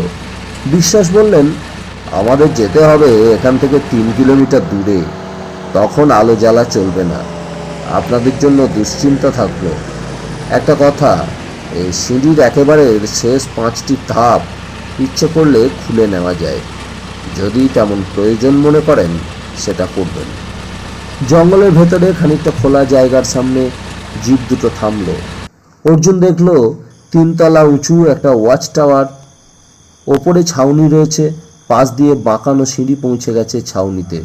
মিস্টার বিশ্বাস জিজ্ঞেস করলেন, আপনাদের কাছে 5 ব্যাটারির টর্চ আছে? অর্জুন বলল, ছোট টর্চ আছে। ওটা কাজে লাগবে না, আমাদের কাছে একটা এক্সট্রা টর্চ আছে। আচ্ছা, এটা রাখুন। মেয়েদের নিয়ে অর্জুন সিঁড়ি ভেঙে ওপরে উঠে গেলে জিপ দুটো অন্ধকার চিরে ফিরে গেল। পুনম সঙ্গে দুটো চাদর এনেছিল। 8 ফুট বাই 7 ফুট একটা ঘরে 2টো বেঞ্চি, ঘরের চারপাশে 4টে জানলা।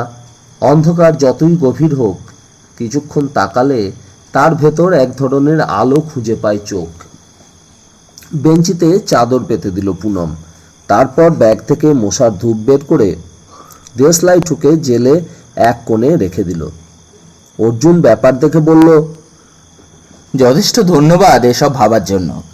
পুনম বলল, আপনাকে আমি ধন্যবাদ দেব যদি সিঁড়ির ধাপটা খুলে রাখেন। অন্ধকারে যদি সাপ চলে আসে ওপরে, দেখতেও পাবো না। অর্জুন এগিয়ে সিঁড়ির মুখটায় গেল। ইচ্ছে করে সে টর্চ জ্বালছিল না। সিঁড়ির হাতল ধরে একটু টানাটানি করতে সেটা নড়ে উঠল। এবার আর একটু শক্তি প্রয়োগ করতেই সেটা খুলে এলো। অর্থাৎ সিঁড়ির ফ্রেমগুলো খাপে খাপে বসানো রয়েছে। খোলা ধাপগুলোকে সে ওপরে হেলান দিয়ে রাখলো। মেয়েরা ততক্ষণ আরাম করে বসেছে। টিনা বলল, ফ্যান্টাস্টিক, আমার খুব উত্তেজনা লাগছে।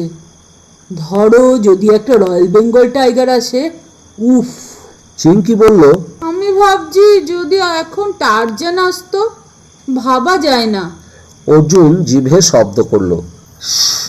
কোনো কথা নয়, আপনাদের বাক্য শুনলে কোনো জন্তু জানোয়ার এ তল্লাটে আর আসবেই না। এই মশার ধূপের গন্ধটাও ওরা না পেলে বাঁচি। অবশ্য যেভাবে হাওয়া বইছে তাতে গন্ধ মাটিতে নামবে না। অর্জুন নন্দিনীর পাশের বেঞ্চিতে বসলো। প্রায় 15 মিনিট চুপচাপ কাটলো। কোথাও কোনো শব্দ নেই, শুধু বাতাস গাছগুলোর মাথায় বিলি কেটেই চলে যাচ্ছে। এবার পুনম কথা বলল, দূর, আমার তো গান গাইতে ইচ্ছা করছে। জন্তুরা গান বুঝবে না। অর্জুন চাপা গলায় বলল, এখানকার জন্তুরা বেরসিক আছে। টিভিতে ওয়াইল্ড অ্যানিমাল সিরিজ দেখেছিলাম, একটার পর একটা বন্যজন্তু গান গাইছে, টার্জান ছবির গান। নন্দিনী বলল, তোর গান শুনে সাপ উঠে আসতে পারে। পুনম চুপ করে গেল। আরও অনেকক্ষণ। অর্জুনের খুব ইচ্ছে করছিল সিগারেট খেতে। না, আজকাল খুব বেশি সিগারেট খাওয়া হয়ে যাচ্ছে। এই বয়সে যদি 5টা সিগারেট খায়, তাহলে 60 বছরে পৌঁছে 15টা খাবে। Injurious to health. আজ রাত্রে সে একটাও সিগারেট খাবে না। হঠাৎ নন্দিনী তার হাতে মৃদু ধাক্কা দিল। হকচকিয়ে সে নিচের দিকে তাকালো। বড় বড় লাল চোখ জ্বলছে। চট করে মনে হয় লাল ফুল ফুটে রয়েছে। অর্জুন টর্চ জ্বালল। সঙ্গে সঙ্গে নিচের খোলা জমি আলোকিত, আর 1 ডজন হরিণ অবাক চোখে এক পলক তাকিয়ে দে দৌড় দে দৌড়, যেন রঙের বিদ্যুৎ বয়ে গেল। নন্দিনী বলে উঠল, বিউটিফুল। অর্জুন টর্চ নিভিয়ে ফেলল। এমনি করে রাত 12টার মধ্যে ঝিঁঝির ডাক শুনতে শুনতে ওরা একটা ভালুক দেখল, একদল বাইসনকেও। বুনো শুয়োরগুলো ঝামেলা করলো কিছুক্ষণ। সব শেষে একজোড়া গন্ডার। গায়ে আলো পড়া সত্ত্বেও তারা নড়তে চাইছিল না, যেন পৃথিবীর কোনো বস্তুকেই তাদের ভয় নেই। মেয়েরা এসব দেখে খুব আনন্দিত। নন্দিনী বলল, এবার বাঘ এলে 16 কলা পূর্ণ হয়। বাঘ আসবে মনে হয়। এখানে খুব অল্পই বাঘ আছে, 2টো, শুনেছি বেশ বুড়ো। উফ, আপনি খুব বেরসিক। আর 1:30টা পর্যন্ত আর কোনো জন্তু এর তল্লাটে এলো না। অর্জুনের মনে হলো যারা টর্চের আলো দেখে গিয়েছে তারা বাকি সবাইকে সতর্ক করে দিয়েছে। হয়তো জন্তু জানোয়ারেরা নিজেদের মধ্যে ইশারায় কথা বলতে পারে। 1:30টার একটু আগে পুনম আর টিনা বেঞ্চিতে শুয়ে পড়ল। ঘুমে নাকি ওদের চোখ জুড়ে আসছে। চিঙ্কি চাদরটা মেঝেতে পেতে বলল, তেমন কোনো ইন্টারেস্টিং জন্তু এলে ওকে যেন ডেকে দেওয়া হয়। এখন ওয়াচ টাওয়ারে অর্জুন আর নন্দিনী জেগে আছে। চারপাশের অন্ধকার বেশ পাতলা হয়ে এসছে। অর্জুনের মনে হলো কারুর যেন পায়ের আওয়াজ হলো। অর্জুন টর্চ নিয়ে সজাগ হলো। আওয়াজটা সামনে এলে সে সুইচ টিপবে। এত কাছ থেকে বন্যজন্তু দেখা খুবই রোমাঞ্চকর ব্যাপার। আওয়াজটা এগিয়ে আসছে। সামনে আসা মাত্র টর্চ জ্বালল অর্জুন, আর সঙ্গে সঙ্গে জন্তুটা আলো লক্ষ্য করে ওপরের দিকে তাকালো। কিন্তু 5 ব্যাটারির আলোর তীব্রতা সহ্য করতে না পেরে সে মুখ নামিয়ে নিল। ততক্ষণে নন্দিনী অর্জুনের হাত আঁকড়ে ধরেছে। 2 পায়ে দাঁড়িয়ে আছে যে জন্তুটা, সেটা গরিলা নয়, কিন্তু বিশাল হনুমান, সে কথা বলতেই হবে। চোখে আলো পড়ায় জন্তুটা যেন হতভম্ব হয়ে গিয়েছে। আর তখনই একটা শীষের আওয়াজ কানে এলো। সুইচ অফ করে দিল অর্জুন। মুহূর্তেই অন্ধকার যেন ঝাঁপিয়ে পড়ল চারধার থেকে। চাপা গলায় নন্দিনী বলল, সেই জন্তুটা। অর্জুনের কোনো সংশয় ছিল না। ইনি আজ সকালে গাছের ডাল থেকে তার ওপর লাফিয়ে পড়েছিলেন। হনুমান এত বড় হয়, এটা তার জানা ছিল না। এই হনুমান কি সেই মৃতদেহটাকে রাস্তা পার করে জঙ্গলে লুকিয়ে রাখতে চেয়েছিল? কিন্তু কার স্বার্থে? শীষটা এখন বেশ স্পষ্ট হচ্ছে। জঙ্গলে শব্দ হচ্ছে এগিয়ে আসার, মানুষ আসছে। অর্জুন ঘুমন্ত মেয়েদের দিকে তাকালো। হঠাৎ যদি ঘুম ভেঙে যায় কারো আর কথা বলে ওঠে, তাহলেই চিত্তির। নন্দিনী হাত সরিয়ে নিয়েছিল। সে ফিসফিস করে বলল, অ্যালার্ট থাকুন, কথা বলবেন না। শীষটা খোলা জমিতে এসে থামল। অন্ধকার আবার মিয়ে যাওয়ায় অর্জুন মানুষটার অবয়ব দেখতে পেল, এবং তারপরই টর্চ জ্বলল। যে লোকটা টর্চ জ্বেলেছে তার চেহারা দেখা যাচ্ছে না, কিন্তু হনুমানটা তার উত্তেজনা লোকটার কাছে প্রকাশ করে যাচ্ছে। এবং তখনই আলো নিভে গেল। ওয়াচ টাওয়ারটা মাটি থেকে যে উচ্চতায়, তাতে রাত্রের অন্ধকারে নিচ থেকে ওপরে কেউ আছে কিনা আবিষ্কার করা সম্ভব নয়। টর্চ নিভে যাওয়ার পর জঙ্গল যেন আরও রহস্যময় হয়ে উঠল। যে এসেছিল সে যেন অদৃশ্য হয়ে গেছে এরই মধ্যে। অর্জুন কি করবে বুঝতে পারছিল না। তার অবশ্য কিছু করারও উপায় নেই, একমাত্র বসে বসে লক্ষ্য করে যাওয়া ছাড়া। সে ঘুমন্ত মেয়েদের দিকে তাকালো। জেগে উঠলে ওরাই বিপদ ডেকে আনতে পারে। নিচে কোনো শব্দ নেই। যদি সেই লোকটা এখন আড়ালে অপেক্ষা করে না থাকে, তাহলে বোঝা যাচ্ছে যে অন্ধকার জঙ্গলে পথ চলতে সে খুবই ওস্তাদ। এই মুহূর্তগুলো খুবই উত্তেজনাপূর্ণ। ধৈর্যের পরীক্ষা দিতে হয়। যে জানান দেবে সে ধরা পড়ে যাবে। নন্দিনী বসে আছে পাথরের মতো। ব্যাপারটা তারও নজরে পড়েছে। মেয়েটার নার্ভ আছে, মনে মনে স্বীকার করল অর্জুন। মিনিট 3 বাদে নিচে সিঁড়িতে শব্দ হলো, খুব হালকা। কেউ কি উঠে আসছে? সাপ? অর্জুন সন্তর্পণে মাথা নোয়ালো। এখন যদি নিচ থেকে কেউ টর্চের ফোকাস ফেলে তাহলে সে ধরা পড়বে। কিন্তু একদলা অন্ধকার নিঃশব্দে ওপরে উঠে আসছে, মাঝে মাঝে থমকে দাঁড়াচ্ছে। বোধহয় সরাসরি উঠে আসতে সাহস পাচ্ছে না। অর্জুন লম্বা লাঠিটা তুলে ধরল। যেই হোক ওপরে উঠে এলেই আঘাত করবে। তার খেয়াল ছিল না যে সিঁড়ির ওপরের কয়েকটা ধাপ সে খুলে রেখেছিল। ওই পর্যন্ত এসে জন্তুটা যেন থমকে দাঁড়ালো। হনুমানটাকে এবার স্পষ্ট দেখতে পেল সে। এত বড় হনুমান কখনো দেখেনি সে। জন্তুটা যেন তাকে লক্ষ্য করল, তারপর সরসর করে নিচে নেমে গেল, যেন প্রচণ্ড ভয় পেয়ে গিয়েছে জন্তুটা। অর্জুনের উত্তেজনা সামান্য কমল। কয়েকটা ব্যাপার স্পষ্ট হয়ে গেল। এই জন্তুটাকে চমৎকার ট্রেনিং দিয়েছে যে লোকটা, সে নিচেই দাঁড়িয়ে আছে। মৃতদেহ রাস্তার এপাশে বয়ে নিয়ে আসা অত বড় হনুমানের পক্ষেও সম্ভব কিনা সেটা ভাবনার ব্যাপার, কিন্তু এছাড়া অন্য কোনো ব্যাখ্যা নেই। ওই মৃতদেহের সঙ্গে এই হনুমান এবং তার মালিক জড়িত। লাঠিটাকে হাতছাড়া করছিল না অর্জুন। সময় কাটছে, একটু একটু করে 1 ঘন্টা কেটে গেল। জঙ্গলের যেসব শব্দ মরে গিয়েছিল সেগুলো আবার জীবন্ত হলো। অর্জুনের বিশ্বাস ধারে কাছে আর কেউ নেই। যে এসেছিল সে সতর্ক হয়ে ফিরে গিয়েছে। এবার নন্দিনী চাপা স্বরে বলল, কি ব্যাপার বলুন তো? অর্জুন বলল, আজ রাত্রে আর কিছু দেখা যাবে বলে মনে হয় না। কিন্তু দেখা গেল। ভোরের সামান্য আগে জঙ্গলে শব্দ হতে লাগলো। পুনম, চিঙ্কি, টিনা উঠে বসেছে। চিঙ্কি বলল, আহ, কি ফাইন আকাশ! ওইটা শুকতারা না?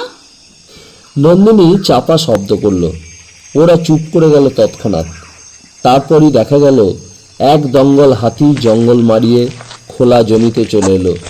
গাছের ডালপালা ছিঁড়তে ছিঁড়তে ওরা গভীর জঙ্গলের দিকে চলে গেল। পুনম বলল, ফ্যান্টাস্টিক! এরকম দৃশ্য দেখার জন্যই হাজার হাজার মাইল যাওয়া যায়। নন্দিনী হাই তুলল। তোরা তো সারা রাত ঘুমিয়েই কাটালি।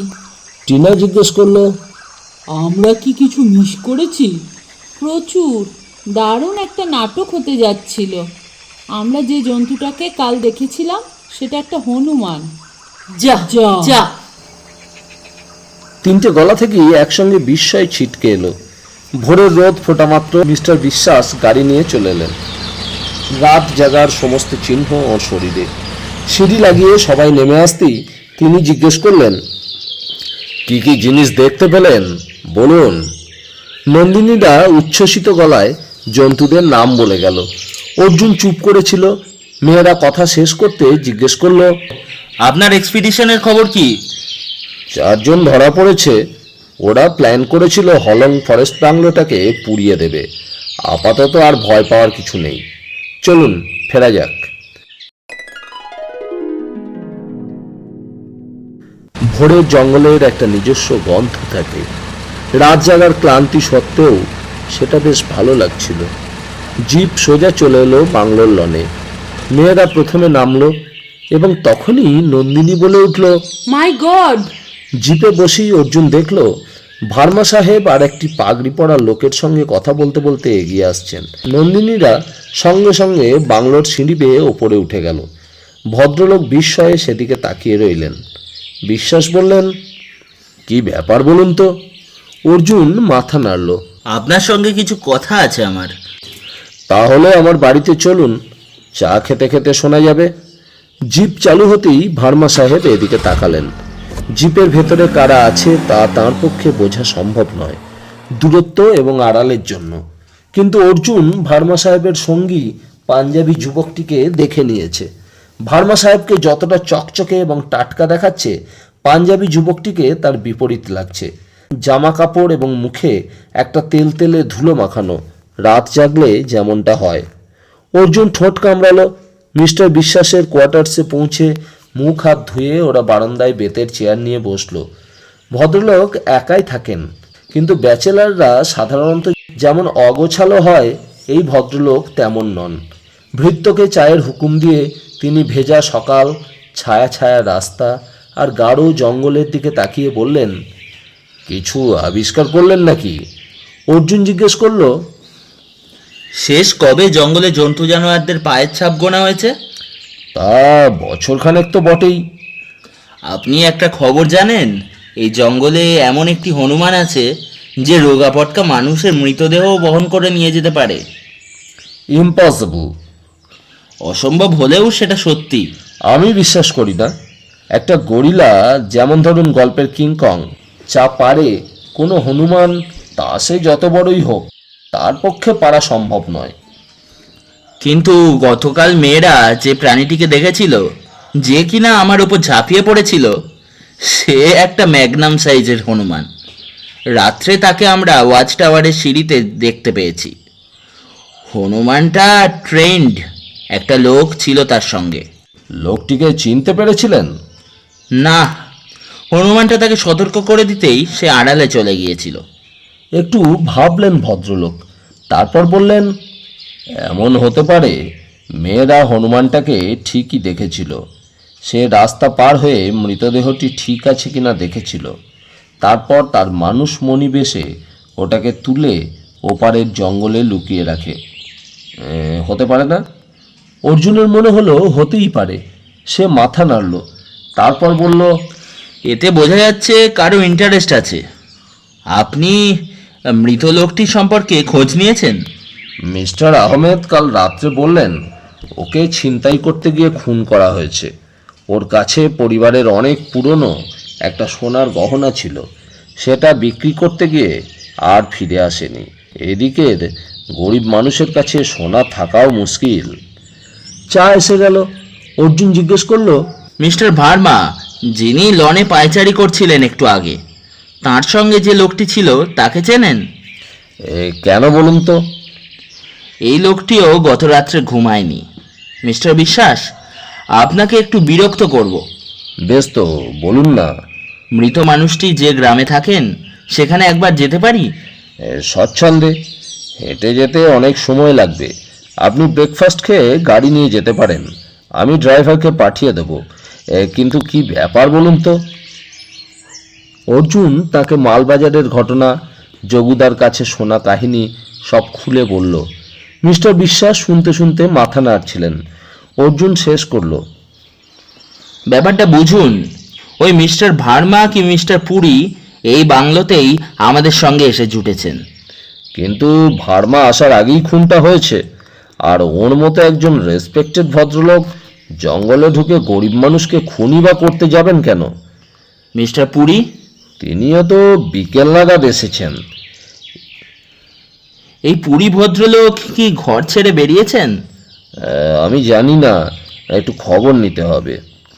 অর্জুন উঠে পড়ল। জিপ আসবে 10টা নাগাদ।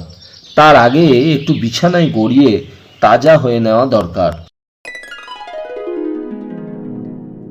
পাখি ডাকছে দুপাশের জঙ্গলে। নুড়ি বিছানো পথ দিয়ে অর্জুন বাংলোর দিকে হাঁটছিল। 1 নম্বর কালভার্টের কাছে পৌঁছে সে ঝোড়ার জলের দিকে তাকালো। তিরতিরিয়ে বয়ে যাচ্ছে স্রোত। পৃথিবী এখন চমৎকার। এখানে যে লোকটা গতকাল মেয়েদের অনুসরণ করতে করতে জঙ্গলে মিলিয়ে গিয়েছিল, তার সঙ্গে ভার্মা সাহেবের সঙ্গে লনে কথা বলতে আসা লোকটার চেহারার কোনো মিল নেই।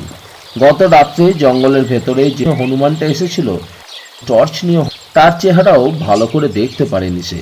অর্জুন কালভার্টের ওপর দাঁড়িয়ে একটু অপেক্ষা করলো, তারপর বাংলোর দিকে পা বাড়ালো। লনে কেউ নেই, সেই ট্যাক্সি আর তার ড্রাইভার দাঁড়িয়ে আছে। লোকটা অর্জুনকে দেখতে পেয়ে যে ভীষণ অবাক হয়ে গিয়েছে তা তার মুখ দেখে বোঝা গেল, কিন্তু ওর সঙ্গে কথা বলার জন্য অপেক্ষা করলো না সে। সিঁড়ি দিয়ে উঠতে উঠতে বেয়ারাটার সঙ্গে দেখা হওয়ায় বলে দিল চটপট ঘরে ব্রেকফাস্ট নিয়ে আসতে। রাত জাগলে ভোরবেলায় স্নান করলে শরীর অনেকখানি তাজা হয়ে যায়। ঘরে ঢুকে দরজা ভেজিয়ে জামা প্যান্ট খুলতে খুলতে সে কাগজটাকে দেখতে পেল। 3 ভাঁজ কাগজটা মাটিতে পড়ে আছে। সম্ভবত ওপরের ভেন্টিলেটরের ফাঁক দিয়ে কেউ ফেলে দিয়ে গেছে ঘরে। ওটা তুলে নিল অর্জুন। ইংরেজিতে লেখা, তুমি কেন শুরু থেকে আরম্ভ করছো না? হাতের লেখা চেনার উপায় নেই, কারণ প্রতিটি অক্ষরই ইচ্ছে করে ক্যাপিটাল হরফে লেখা হয়েছে। অদ্ভুত ব্যাপার। সাধারণত শত্রুপক্ষের লোকেরা যদি অস্তিত্ব জেনে যায় তাহলে হুমকি দেবার চেষ্টা করে, সরে না দাঁড়ালে মৃত্যু অনিবার্য। এমন কথাই লেখা থাকে। এ তো হুমকির বদলে উপদেশ। এই জঙ্গলে তার শুভাকাঙ্ক্ষী কেউ আছেন নাকি? তিনি কেন চোরের মতো উপদেশ দেবেন? ঘুম আসেনি। উত্তেজনা থাকলে রাত জাগার পরেই সকালে ঘুম পালিয়ে যায়, কিন্তু স্নান খাওয়ার পর কিঞ্চিত অবসাদ ছাড়া তেমন কিছু অসুবিধা হচ্ছে না।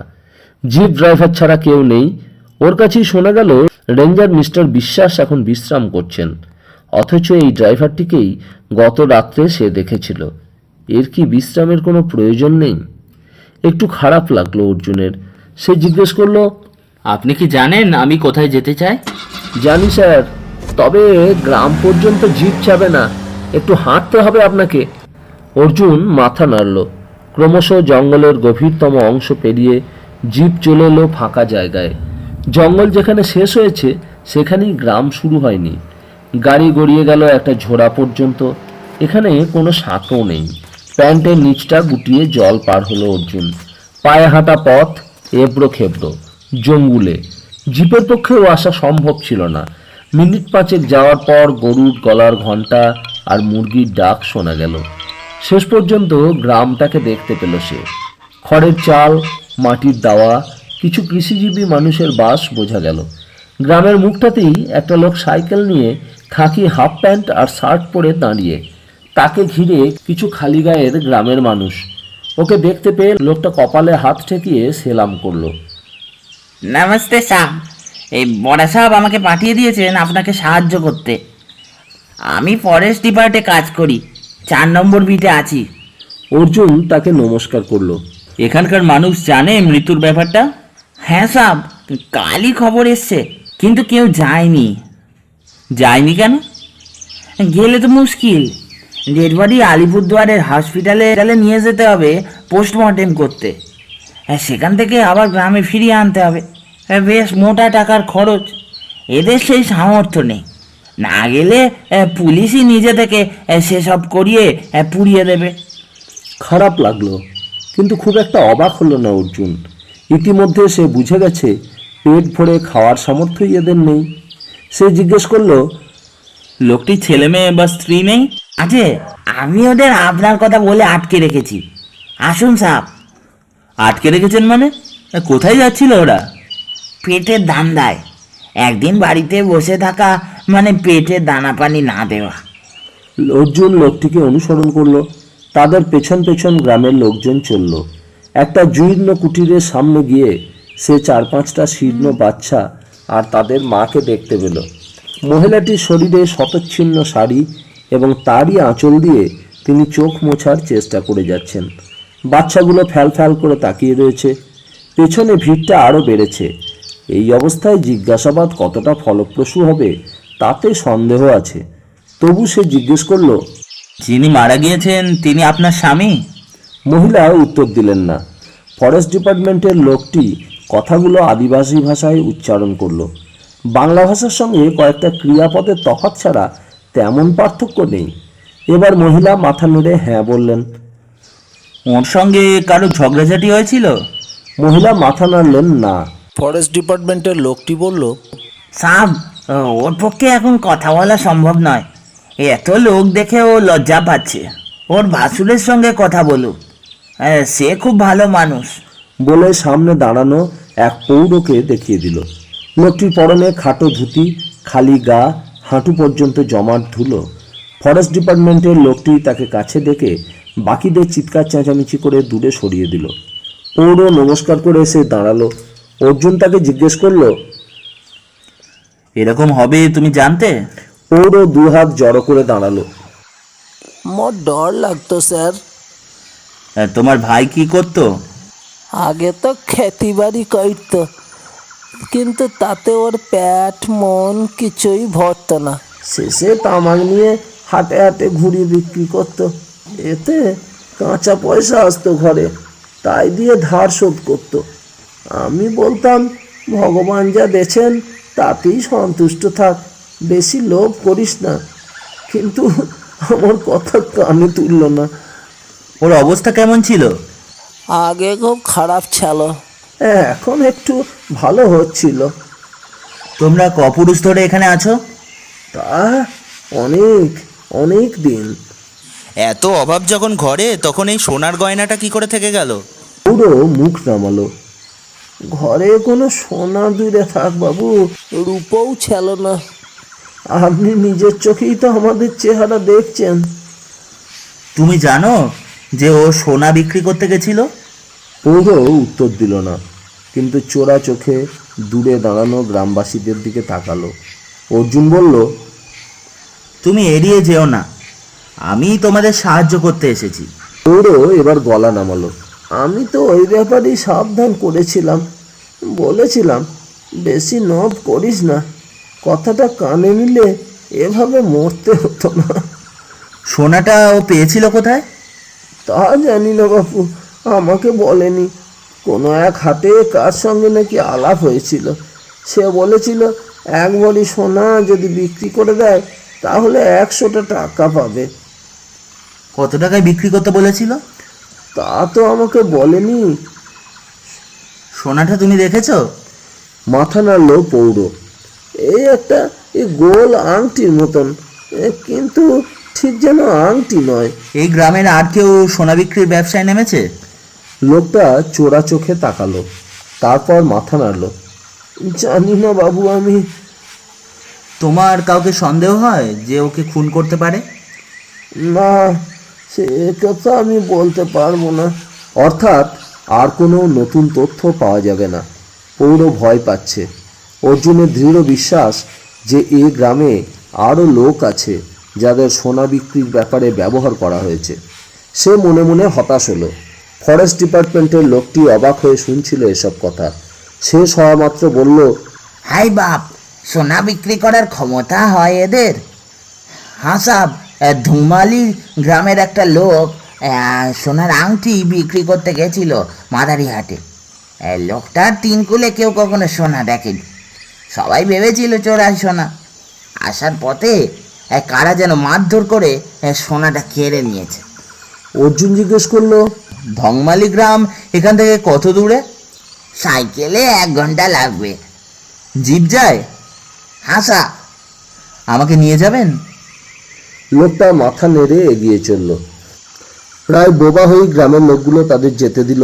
ঝোড়া পেরিয়ে জিপে উঠল অর্জুন, আর লোকটা তাদের সামনে সাইকেল চালাতে লাগলো। ধংমালি গ্রামে যখন পৌঁছালো তারা, তখন সূর্যদেব মধ্য গগনে। জিপ ছেড়ে বেশ কিছুটা যাওয়ার পর গ্রামের মুখটায় পৌঁছে অর্জুন বলল, আমি ভেতরে যাব না, আপনি ওকে ডেকে আনুন।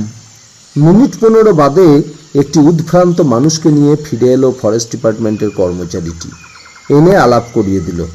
অর্জুন তাকে বলল, শুনলাম আপনি সোনা বিক্রি করতে চান, আমি কিনবো।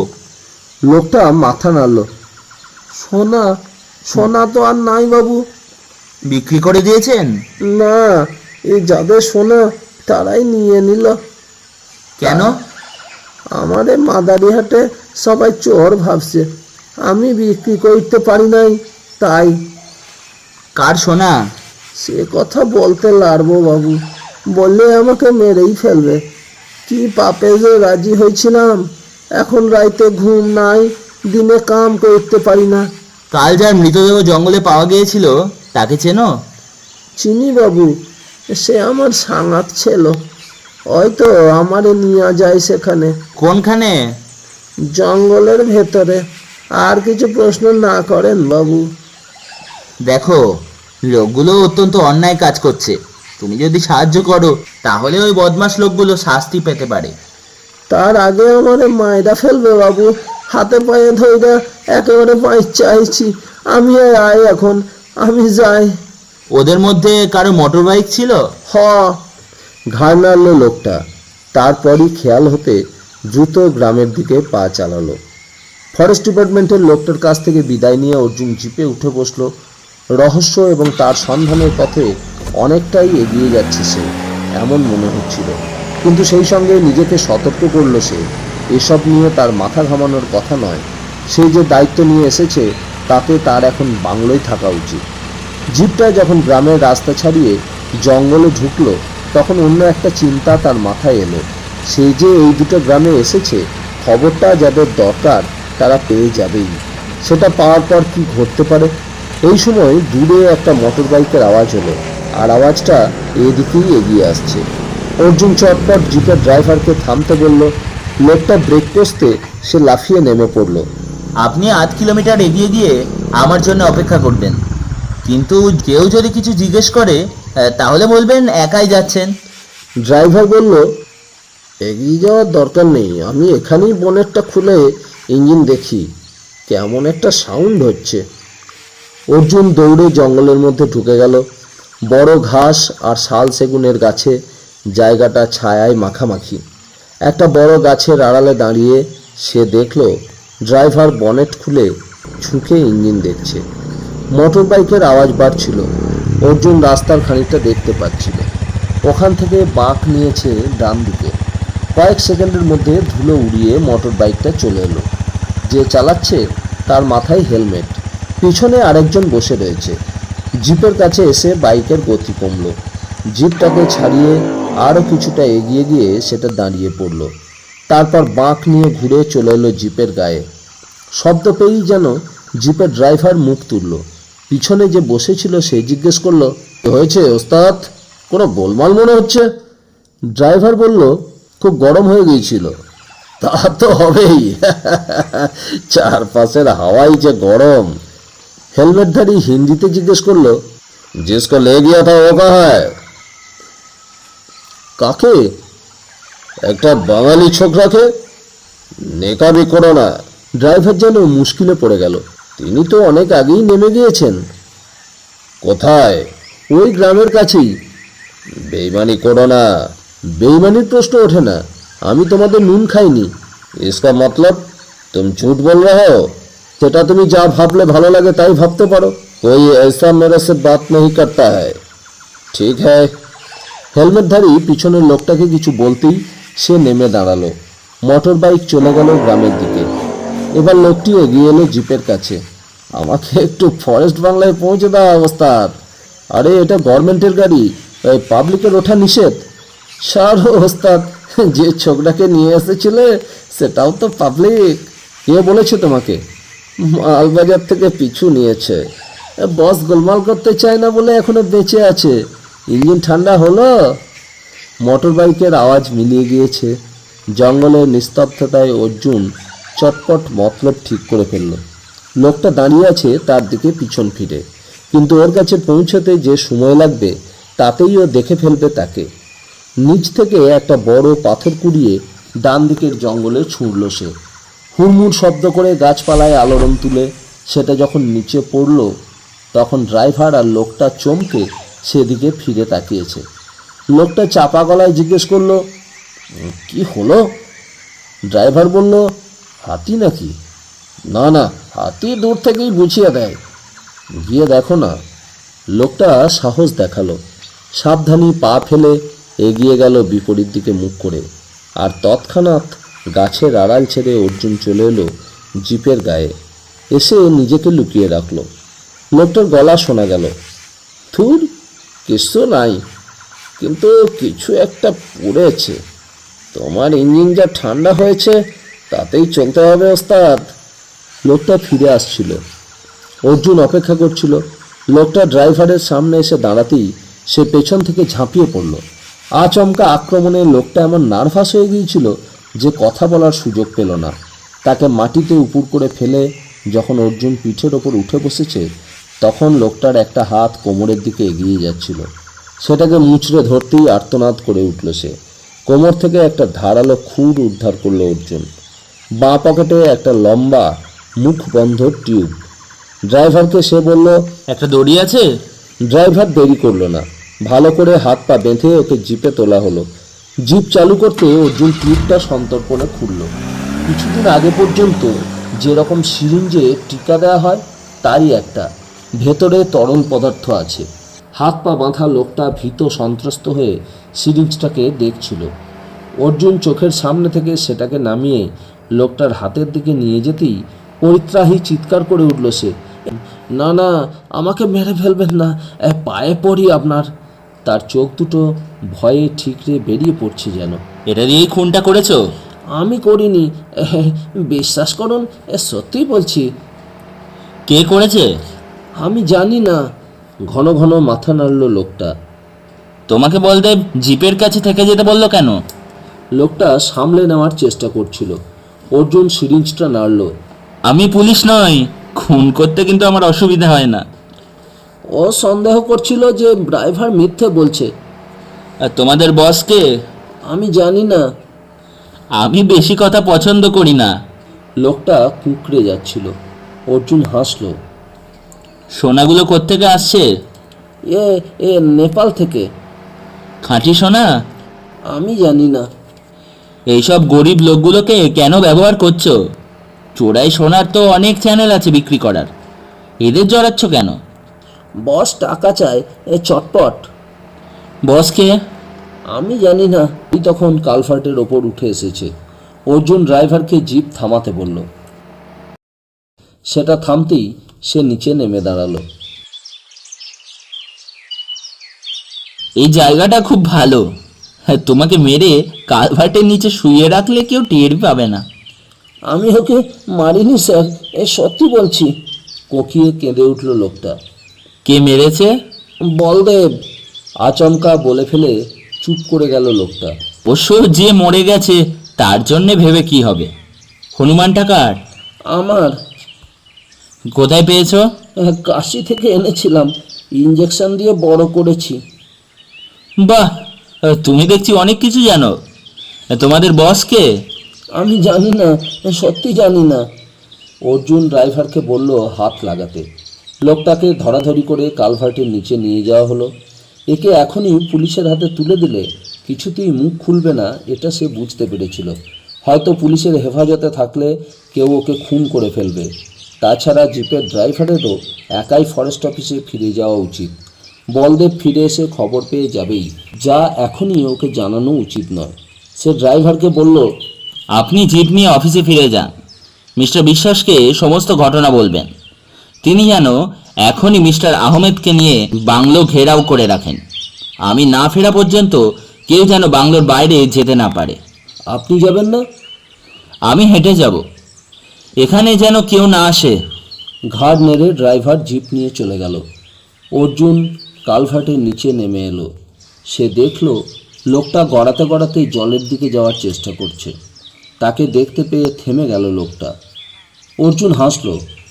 পালাবার চেষ্টা করে কোনো লাভ নেই, স্পষ্ট কথা বলছি।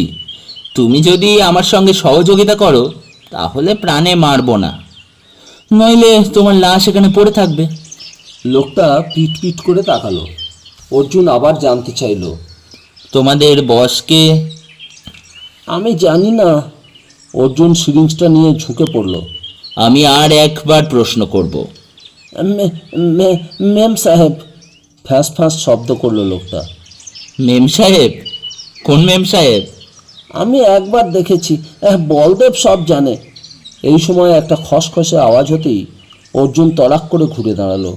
ঠিক হাত পাঁচেক দূরেই দাঁড়িয়ে আছে হনুমানটা। এত বিশাল হনুমান সে কখনো দেখেনি। না, গরিলার আকৃতি নিশ্চয়ই নয়, তবে অনায়াসে একটি মানুষকে ঘায়েল করতে পারে। কিন্তু হনুমানটা অদ্ভুত চোখে তাকিয়ে আছে হাত পা বাঁধা লোকটার দিকে। যদিও আক্রমণ করে তাহলে এই সিরিঞ্জটা ছাড়া কোনো অস্ত্র অর্জুনকে সাহায্য করবে না। কিন্তু ওর শরীরে যা লোম, সিরিঞ্জ ঢোকাবার আগেই যা ক্ষতি হওয়ার তা হয়ে যেতে পারে। কিন্তু আক্রান্ত হবার আগেই আক্রমণ করা বুদ্ধিমানের কাজ। সিরিঞ্জটাকে উঁচিয়ে ধরে অর্জুন আক্রমণ করার ভঙ্গিতে এগোলো। হনুমানটা এক লাফে খানিকটা সরে গেল, আর সঙ্গে সঙ্গে একটা বড় পাথর তুলে নিল অর্জুন। এবং তখনই খুঁটটার কথা মনে পড়ল, ওটা তার পকেটেই রয়ে গেছে। অর্জুন পাথর তুলতেই দড়িতে বাঁধা লোকটা অদ্ভুত সুরে শীষ দিল। সঙ্গে সঙ্গে কালভার্টের থামের আড়ালে চলে গেল হনুমানটা। ওর কাছাকাছি শুধু পাথর হাতে যাওয়া বোকামি হবে। অর্জুন মুখ ফিরিয়ে লোকটাকে জিজ্ঞেস করলো, ওটাকে তুমিই ট্রেনিং দিয়েছো? আর সঙ্গে সঙ্গে একটা ছোট পাথর সাঁ করে অর্জুনের মাথার পাশ দিয়ে বেরিয়ে গিয়ে ঝোড়ার জলে শব্দ তুলল। হনুমানটা পাথর ছুঁড়ছে। অর্জুন প্রচণ্ড রেগে গিয়ে লোকটাকে বলল, ওটাকে এখান থেকে চলে যেতে বলো, নইলে তোমাকে আমি খুন করব। লোকটা মাথা নাড়ল। আপনি আমাকে খুন করতে পারবেন না, ভদ্রলোকেরা খুন করে না। কথাগুলো কানে যাওয়া মাত্র অর্জুনের মনে হলো সত্যি সত্যিই সে এখন বেশ অসহায়। যতই মুখে বলুক, ঠান্ডা মাথায় কাউকে খুন করা তার পক্ষে অসম্ভব। আর এই সত্যিটা এতক্ষণে লোকটা বুঝে গিয়েছে। এই সময় দূরে মোটরবাইকের আওয়াজ পাওয়া গেল। বেশ দ্রুত এগিয়ে আসছে ওপরের রাস্তা ধরে। অর্জুন ঠিক করলো, এই লোকটা যদি চেঁচায় তাহলে সিরিঞ্জ বসিয়ে দেবে, তারপর যা হয় হোক। মোটরবাইকটা আরও এগিয়ে আসা মাত্রই শুয়ে শুয়েই লোকটা সিজ দিল। সঙ্গে সঙ্গে হনুমানটা থামের আড়াল থেকে বেরিয়ে এসে রাস্তার দিকে যাওয়ার চেষ্টা করলো। একটুও ইতস্তত না করে অর্জুন ওকে লক্ষ্য করে পাথরটা ছুঁড়ল। এই আক্রমণের কথা হনুমানটার মাথায় আসেনি। সে লাফাতে লাফাতে ওপরে ওঠার চেষ্টা করছিল। পাথরটা আঘাত করলো তার ঘাড়ের নিচে। সঙ্গে সঙ্গে সে ছিটকে গেল খানিকটা এবং সেই গতিতে গড়িয়ে গেল রাস্তার ওপরে। আর তখনই সশব্দে ব্রেক কষার আওয়াজ। হনুমানটার পরিত্রাহী চিৎকার কানে এলো। অর্জুন দেখল মোটর বাইকটা চালকহীন অবস্থায় কালভার্টের রেলিংয়ের গায়ে এসে ধাক্কা খেলো, আর তারপর সামনের চাকা শূন্যে বনবন করে ঘুরতে লাগলো। গুরু বাঁচাও, গুরু হাম নিচে হ্যাঁ, বাঁচাও, পরিত্রাহী চিৎকার করে উঠল লোকটা। অর্জুন দ্রুত কালভার্টের থামের আড়ালে আড়ালে খানিকটা উপরে চলে এলো। রাস্তার মাঝখানে উপুর হয়ে পড়ে আছে হনুমানটা। রক্ত বেরোচ্ছে তার শরীর থেকে। এ পাশে মোটর বাইক আর উল্টো দিকের আগাছার ওপরে ধীরে ধীরে উঠে বসেছে হেলমেটধারী। নিশ্চয়ই সে চোট খেয়েছে, কিন্তু উঠে বসার সময় লোকটির চিৎকার তার কানে যাওয়ায় সে পকেট থেকে একটা রিভলভার বের করে সতর্ক চোখে তাকাচ্ছে। স্পিড বেশি থাকায় হনুমানটা যখন ব্যালেন্স হারিয়ে সামনে পড়েছিল, এই লোকটি নিশ্চয়ই বলদেব। আর চোখে অর্জুন দেখল কালভার্টের নিচে শরীরে বাঁধন সত্ত্বেও লোকটা উঠে বসার চেষ্টা করছে। তার গলা থেকে এক নাগাড়ে চিৎকার ছুটে বেড়াচ্ছে। ওর পক্ষে হাঁটা কোনো মতেই সম্ভব নয়। এবার নিশ্চয়ই বলদেব ওর উদ্ধারের জন্য এগিয়ে আসবে, এবং সেক্ষেত্রে রিভলভারের সঙ্গে জেদ দেখানোর মতো বোকামি সে করতে পারে না। অথচ এখানে দাঁড়িয়ে থাকলে সে ধরা পড়ে যেতে বাধ্য। অর্জুন দেখল বলদেব সোজা দাঁড়িয়েছে রিভলভার হাতে। থুক করে থুতু ফেলল। এত দূর থেকেও অর্জুনের মনে হলো থুতুর রং লাল। নিশ্চয়ই দাঁত ভেঙে গেছে পড়ার সময়। বাঁ হাতে চোট খেয়েছে, কারণ হাতটাকে বুকের কাছে তুলে ধরেছে। হঠাৎ বলদেব চিৎকার করে উঠল, কাহা হ্যাঁ তুম, এ মুর্দা কা বাচ্চা। গলার স্বরে জঙ্গল গম গম করতে লাগলো। কালভার্টের নিচ থেকে লোকটা চেঁচিয়ে উঠল, এ নিচে, এ ঝোড়া কাপাস। বলদেব দুপা এগোলো। তার হাঁটতে কষ্ট হচ্ছে, কিন্তু সেই অবস্থায় সে চেঁচালো, ইয়ার্কি মারছিস? হ্যাঁ, আমার সঙ্গে ইয়ার্কি? হনুমান লেলিয়ে দেওয়া? উঠে আয় বদমাস। লোকটা কাতরে উঠল। কি করে উঠবো? আমার হাত পা বাঁধা। বলদেব সোজা হলো। কौन बाधा तुमको? तुम्हारा पास कोई है? সেই চিড়িয়া যে মেয়েগুলোর সঙ্গে এসেছে, ভরকি দিয়েছে গুরু। এতক্ষণ আমাকে সিরিঞ্জ ঢোকাবার ভয় দেখাচ্ছিল, এখন আর দেখতে পাচ্ছি না। অর্জুন দেখল আহত হওয়া সত্ত্বেও এক ঝটকায় নিজেকে তৈরি করে বলদেব ছুটে এলো মোটর বাইকের কাছে। লোকটাকে এখন খুব ভীতু বলে মনে হচ্ছে। অর্জুন যেখানে আড়াল নিয়ে দাঁড়িয়ে আছে সেখান থেকে বলদেব মাত্র হাত 10 দূরে। সে মোটর বাইকটাকে কোনো মতে সোজা করলো। শরীরে প্রচুর শক্তি না থাকলে এই অবস্থায় ওটা করা সম্ভব নয়, কিন্তু বাইকটার অবস্থা এমন সঙ্গীন হয়ে গিয়েছে যে হতাশায় ঠেলে দিল বলদেব ওটাকে। আবার কালভার্টের রেলিংয়ের উপর ঝপাং শব্দে পড়ল সেটা। এবার মুখ ঘুরিয়ে কতকটা নেমে এলো লোকটা। আর একটু এগোলেই অর্জুন ধরা পড়ে যাবে ওর চোখে। বুকের মধ্যে যেন হাতুড়ি পেটা শুরু হয়ে গিয়েছে। অর্জুন বলদেবের পা এবং হাঁটু দেখতে পাচ্ছে এখন। তোকে ধরলো কি করে? চিৎকার ভেসে এলো পিছন থেকে, গুরু দড়ি খুলে দাও। কি বলেছিস তুই? কিছু না গুরু, কিছু না। মিথ্যা কথা। সিরিঞ্জ যখন পেয়েছে তখন তুই মুখ বন্ধ রাখিসনি। জিজ্ঞেস করছিল বসকে। কি বললে? Ma'am sub. সঙ্গে সঙ্গে আর্তনাদ করেই নেতিয়ে গেল লোকটা। অদ্ভুতভাবে চিত হয়ে মুখ কাত করে পড়ে গেল। চোখ দুটো পলকে স্থির, মুখ হাঁ। অর্জুন মুখ ফেরালো। হাঁটু এবং পা ধীরে ধীরে ওপরে উঠে গেল। অর্জুন আরও কিছুক্ষণ দাঁড়িয়ে থাকলো। চোখের সামনেই একটা খুন হয়ে গেল। এই লোকটার কাছ থেকে নিশ্চয়ই কিছু খবর পাওয়া যেত, যেটা বলদেব চাইছিল না। হনুমানটা নিশ্চয়ই এই লোকটারই পোষা। বেচারা বলদেবকে খবর দিতে গিয়ে প্রাণ হারালো, কিন্তু কালভার্টের নিচ থেকে বের হওয়া দরকার, অথচ বোঝা যাচ্ছে না বলদেব কাছে পিঠে আছে কিনা। সে যদি অপেক্ষা করে থাকে তাহলে তার দশা ওই লোকটার মতোই হবে। হঠাৎ ঝপাং শব্দ হতেই চমকে উঠল অর্জুন। মোটর বাইকটা ঠিক ঝোড়ার মাঝখানে পড়ে আস্তে আস্তে তলিয়ে গেল। ওখানে জলের গভীরতা বড়জোর 4-5 ফুট। থামের আড়ালে সিঁটিয়ে দাঁড়িয়ে সে দেখল বলদেব টলতে টলতে বাংলোর দিকে এগিয়ে যাচ্ছে রাস্তা ধরে। একটু সময় নিয়ে সে কালভার্টের নিচ থেকে বেরিয়ে এলো। হনুমানটা পড়ে আছে রাস্তায়, মাথাটাই ফেটে গিয়েছে। মাথার তুলনায় শরীর বেশ বড়। রাস্তার যতটা সোজা দেখা যায় বলদেব কোথাও নেই, এবং তখনই গাড়ির আওয়াজ পাওয়া গেল। কয়েক সেকেন্ডের মধ্যে ফরেস্ট অফিসের জিপটাকে দেখতে পেল অর্জুন। বেশ দ্রুত গতিতে ছুটে আসছে। কালভার্টের সামনে এসে ব্রেক কষতেই মিস্টার বিশ্বাস লাফিয়ে নামলেন। কি ব্যাপার, আপনি কাকে ধরেছেন? আরে এটা কি? মিস্টার বিশ্বাস ছুটে গেলেন হনুমানটার কাছে। তার সঙ্গী ফরেস্ট ডিপার্টমেন্টের লোকেরাও বেশ অবাক হয়েছে বোঝা গেল। অর্জুন জিজ্ঞেস করল, মিস্টার আহমেদ কি এসে গিয়েছেন? মিস্টার বিশ্বাস মাথা নাড়লেন। এখনো নয়, আপনি আসতে নিষেধ করেছিলেন, কিন্তু ব্যাপারটা শুনে না এসে পারলাম না। তাহলে বাংলো ঘেরাও করা হয়নি? সর্বনাশ, বলদেব ওদিকেই গিয়েছে। অর্জুন খুব ব্যস্ত হয়ে উঠল। আপনি জিপ ঘোরাতে বলুন। আমি তো কিছুই বুঝতে পারছি না। মিস্টার বিশ্বাস কথাগুলো বলতে বলতে হাত নেড়ে ড্রাইভারকে ইশারা করলেন। অর্জুন বলল, আপনার এই জঙ্গলে আরেকজন খুন হয়েছে, এই একই জায়গায়।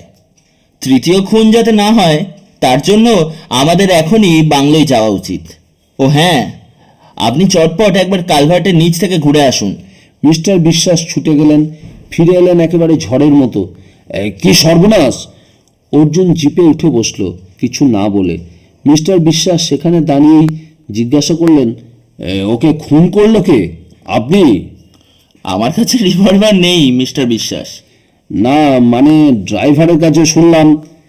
সেটি এই জিনিস, এ দিয়ে রক্ত বের হয় না। সাদা চোখে মৃত্যুর কারণ বোঝা যায় না। চলে আসুন চটপট। আমি মানুষ মারার অধিকারী নই, বাঁচানোর। জিপ ছুটে যাচ্ছিল বাংলোর দিকে। যতটা সংক্ষেপে সম্ভব অর্জুন মিস্টার বিশ্বাসকে বুঝিয়ে বলল ব্যাপারটা। শুনে ভদ্রলোক উত্তেজিত হয়ে উঠলেন। অর্জুন বলল, আমার দৃঢ় বিশ্বাস মিস্টার ভার্মার স্ত্রী হিসেবে যিনি এই বাংলোয় আছেন তিনি মেম সাহেব এবং এই চক্রান্তের মূল নেত্রী। মিস্টার বিশ্বাস কথা বললেন না। বাঁক ঘুরতেই দেখা গেল ফরেস্ট বাংলোর একজন কর্মচারী ছুটতে ছুটতে আসছে। জিপ থামাতে হলো। লোকটা হাঁপাতে হাঁপাতে যা বলল তাতে বোঝা গেল একটু আগে একটা লোক বাংলোয় ঢুকে ভার্মা সাহেবকে কিছু বলতেই তিনি ও মেম সাহেব ট্যাক্সি নিয়ে বেরিয়ে গিয়েছেন। যাওয়ার আগে 4 বাচ্চা মেম সাহেবের একজনকে বন্দুক দেখিয়ে জোর করে ধরে নিয়ে গিয়েছেন। সঙ্গে সঙ্গে জিপ ছুটে এলো বাংলোর ল্যানে। অর্জুন দেখল পুনম, চিঙ্কি এবং টিনা ছুটতে ছুটতে আসছে। কথা বলার আগেই কান্নায় ভেঙে পড়ল তারা। অর্জুন শুনল সে বেরিয়ে যাওয়ার কিছু আগে নন্দিনী নাকি একাই গিয়েছিল ভার্মা সাহেবের ঘরে। সে বন্ধুদের বলেছিল লোকটার মুখোশ খুলে দেবে। ওরা তাকে অর্জুনের নিষেধের কথা মনে করিয়ে দিয়েছিল, কিন্তু কথা শোনেনি নন্দিনী। সে অনেকক্ষণ ফিরছে না দেখে খোঁজ করতে গিয়ে শেষে দেখতে পেয়েছে নন্দিনীকে রিভলভার দেখিয়ে ট্যাক্সিতে তুলছে ওরা। কিছু করার আগেই ট্যাক্সি হাওয়া হয়ে গিয়েছে। অর্জুন জিজ্ঞেস করল, মিস্টার পুরী ঘরে আছেন? ফরেস্ট বাংলোর একটি বেয়ারা বলল, নেহি সাব, আধ ঘন্টা আগে নিকাল গিয়া। মিস্টার বিশ্বাস জিজ্ঞেস করলেন, মিস্টার পুরী কি এ ব্যাপারে জড়িত? আমি বুঝতে পারছি না, তবে লোকটার চালচলন সন্দেহজনক। আপনি এখনই পুলিশ স্টেশনে টেলিফোন করুন, ওদের রাস্তায় আটকাতে বলুন। অর্জুন ব্যস্ত হলো। জিপ চলে এলো ফরেস্ট অফিসে। দৌড়ে সিঁড়ি ভেঙে উঠে গেলেন মিস্টার বিশ্বাস। মিনিটখানেক বাদে ফিরে এসে জিপে উঠলেন। ড্রাইভার, চালাও। লাইন পাওয়া গেল না। ওরা বেশি দূরে যেতে পারেনি। আহমেদেরও তো এতক্ষণে এই রাস্তায় আসার কথা। ড্রাইভার, জোরে। জিপ প্রচণ্ড গতিতে ছোটা শুরু করলো। মিনিট 5 যাওয়ার পর বিশ্বাস চমকে উঠলেন। কিছু দেখতে পাচ্ছেন? অর্জুনের নজরে পড়েছে ততক্ষণ একটা জিপ রাস্তা থেকে অনেকটা সরে এসে জঙ্গলের মধ্যে ঢুকে গিয়ে উল্টে যাওয়ার ভঙ্গিতে আটকে আছে। ফরেস্ট ডিপার্টমেন্টের জিপ থামানো মাত্র একজন পুলিশ ছুটে এলো। ওটা যে মিস্টার আহমেদের জিপ তা বুঝতে আর অসুবিধা নেই। পুলিশটি বলল, ভাগিয়া সাহেব, লেকিন পাকের জায়গা। মিস্টার বিশ্বাস জিজ্ঞেস করলেন, এ কি হয়েছে খুলে বলো তো। লোকটা জানালো, থানা থেকে যখন তারা আসছিল তখন চেকপোস্টে এক ভদ্রলোক মিস্টার আহমেদের সঙ্গে কিছু কথা বলেন। তারপরেই মিস্টার আহমেদ ড্রাইভার ও দুজন সেপাইকে নির্দেশ দেন জিপ নিয়ে বাংলায় এসে রেঞ্জার সাহেবকে খবর দিতে যে তিনি চেকপোস্টেই অপেক্ষা করছেন। সেই মতো বেশ স্পিডে তারা যখন আসছিল তখন এদিক থেকে একটা ট্যাক্সি ঝড়ের মতো উড়ে আসে। ড্রাইভার ভেবেছিল ট্যাক্সি সাইড দেবে, কিন্তু সেটা দিচ্ছে না এবং সংঘর্ষ অনিবার্য দেখে বাধ্য হয়ে ড্রাইভার জিপ নিয়ে জঙ্গলে নেমে যায়। এতে একজন সেপাই আহত হয়েছে। তাকে নিয়ে অন্য সেপাইরা রওনা হয়ে গিয়েছে চেকপোস্টের দিকে। শোনা মাত্র জিপ রওনা হলো। কিছুক্ষণ বাদেই মিস্টার বিশ্বাস বললেন, এই বাঁকটা ঘুরলেই চেকপোস্ট। তখনই ওরা সেপাই দুটোকে দেখতে পেল। একজন খোঁড়াচ্ছে। অর্জুন বলল, তাহলে এখানেই গাড়ি থামান, ঠিক রাস্তার মাঝখানে। গাড়ি থামতেই ওরা নেমে পড়ল। আহত সেপাইটিকে গাড়িতে রেখে দিয়ে অস্ত্রধারীকে অর্জুন বলল অনুসরণ করতে। মিস্টার বিশ্বাস সঙ্গ নিলেন। গাড়ির রাস্তা ছেড়ে জঙ্গলের মধ্যে দিয়ে কিছু দূর এগিয়ে যেতে চেকপোস্টের খানিকটা দূরে ট্যাক্সিটিকে দেখতে পেল ওরা। ট্যাক্সির মধ্যে দুজন বসে আছে, ড্রাইভারও। চেকপোস্টের লোহার গেট বন্ধ। গেটের ওপাশে কয়েকজন পুলিশ আর ট্যাক্সির সামনে বলদেব। সামনে নন্দিনীকে রেখে দাঁড়িয়ে। এই সময় বলদেব চিৎকার করল, আমি শেষবারের মতো বলছি, গেট খুলে সরে না দাঁড়ালে এই মেয়েটার জান চলে যাবে। আবার একজন চৌকিদার গোছের লোক গেট খুলে দিল। বলদেব এক হাতে রিভলভার, অন্য হাতে নন্দিনীকে ধরে ট্যাক্সির দরজায় চলে এলো। তারপর চিৎকার করলো, চালাকের চেষ্টা করলে খুব খারাপ হবে। এই সময় একটা ফায়ারিংয়ের আওয়াজ ভেসে এলো। সেটা এত কাছে যে অর্জুন চমকে পিছন দিকে তাকালো। ততক্ষণে মাটিতে পড়ে গিয়েছে বলদেব, আর তার হাত থেকে রিভলভারটা ছিটকে গিয়েছে খানিক দূরে। অর্জুন দৌড়ে রাস্তায় চলে এসে রিভলভারটা কুড়িয়ে নিতে গিয়ে থমকে দাঁড়ালো। তারপরই শরীরটাকে গুটিয়ে বাঁ পাশে লাফালো। মিস্টার ভার্মার ছোড়া গুলিটা তার সামান্য পাশ দিয়ে বেরিয়ে গেল, কিন্তু দ্বিতীয়বার গুলি ছোড়ার সুযোগ পেলেন না ভদ্রলোক। মাটিতে পড়ে থাকা অর্জুন যখন দ্বিতীয় গুলির জন্য অপেক্ষা করছে, তখন বিপরীত দিকের জানলা থেকে একটি হাত এগিয়ে এসেছিল মিস্টার ভার্মার দিকে। No more, otherwise you will be dead. Mister ভার্মার হাত থেকে রিভলভার পড়ে গেল। অর্জুন চিৎকার করে উঠল, অমলদা আপনি? ততক্ষণে পিছন থেকে মিস্টার আহমেদ বেরিয়ে এসছেন জঙ্গল থেকে। সেপাইরা ছুটে এলো চেকপোস্টের আড়াল ছেড়ে। গাড়ি থেকে টেনে বার করা হলো মিস্টার ভার্মা আর মিসেস ভার্মা নামক মহিলাকে। নন্দিনীর কথা বলার ক্ষমতা ছিল না। আহমেদ পরীক্ষা করে বললেন, লোকটা আগেই উইন্ডেড ছিল, but he is dead. Mister বিশ্বাস বললেন, একটু আগে ও আরেকজনকে খুন করেছে। কি, কোথায়? মিস্টার আহমেদ বললেন। আধ ঘন্টা বাদে ওরা সবাই থানায় বসেছিল, মিস্টার আহমেদের টেবিলের সামনে। ইতিমধ্যে লোক পাঠানো হয়েছে কালভার্টের নিচ থেকে মৃতদেহ উদ্ধার করতে। অমলসোম বললেন, আগে অর্জুন, তোমার গল্পটা শোনা যাক। অর্জুন বিস্তারিত বলল। আহমেদ বললেন, আমরা খবর পেয়েছিলাম সোনা বিক্রির ঢেউ মালবাজারের দিকে লেগেছে, কিন্তু এদিকটাই শুধু উগ্রপন্থীদের নিয়ে সময় কাটছিল আমার। উফ। মিস্টার বিশ্বাস জিজ্ঞেস করলেন, এই সোনা ওরা পেত কোথায়? অমলদা উত্তর দিলেন, যে ভদ্রমহিলা এখানে মিসেস ভার্মা পরিচয় দিয়েছিলেন, তিনি জন্মসূত্রে পাড়োর মানুষ। পাড়ো ভুটানের শহর। এই ভদ্রমহিলা দিল্লিতেও যাতায়াত ছিল। কোনোভাবে ওর সঙ্গে মিস্টার ভার্মার আলাপ হয়। তখন নন্দিনীর বাবার সঙ্গে ব্যবসা সম্পর্ক ছিন্ন হওয়ায় মিস্টার ভার্মা বিপদে পড়েছিলেন। নন্দিনীর বাবার ওপর ওর খুব রাগ ছিল, কিন্তু সেটা বোঝাতেন না। উনি জানতে পেরেছিলেন নন্দিনীরা এদিকে আসছে। হয়তো ওর বাবার কাছেই জেনেছিলেন তারিখ। পরে নন্দিনীর বাবার কোনো কারণে সন্দেহ হওয়ায় আমাকে এসকর্টের জন্য অনুরোধ করেন। এদিকে মহিলা ভুটানের, কিন্তু ভুটানি নন।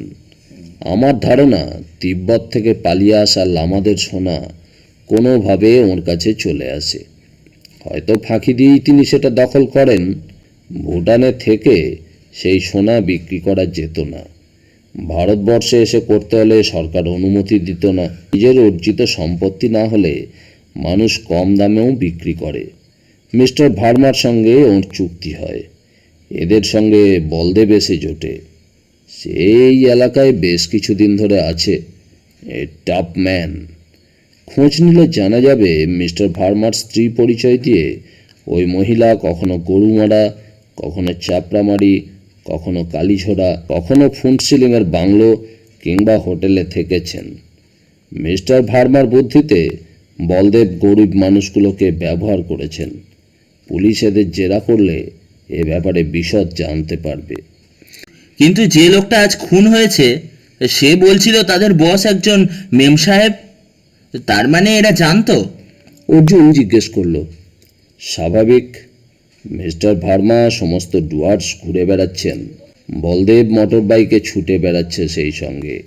মূল ঘাঁটির সঙ্গে যোগাযোগ রাখার দায়িত্ব ছিল এই লোকটির। সে তো মেম সাহেবকে চিনবেই। তাকে তো পাহারাদারের কাজটা করতে হতো। এর আগে ও ছিল চাপড়ামারিতে। হনুমানটাকে চমৎকার ট্রেনিং দিয়েছিল। চাপড়ামারির কিছু মানুষ একটা বন মানুষ দেখেছে বলে দাবি করে। সদ্য এ তল্লাটে আসায় মিস্টার বিশ্বাসটা ওর সন্ধান পাননি। অমলসোম উঠে বেড়ালেন। আমি আমি আজই জলপাইগুড়িতে ফিরে যাচ্ছি মিস্টার আহমেদ। যদি কিছু প্রয়োজন হয় জানাবেন।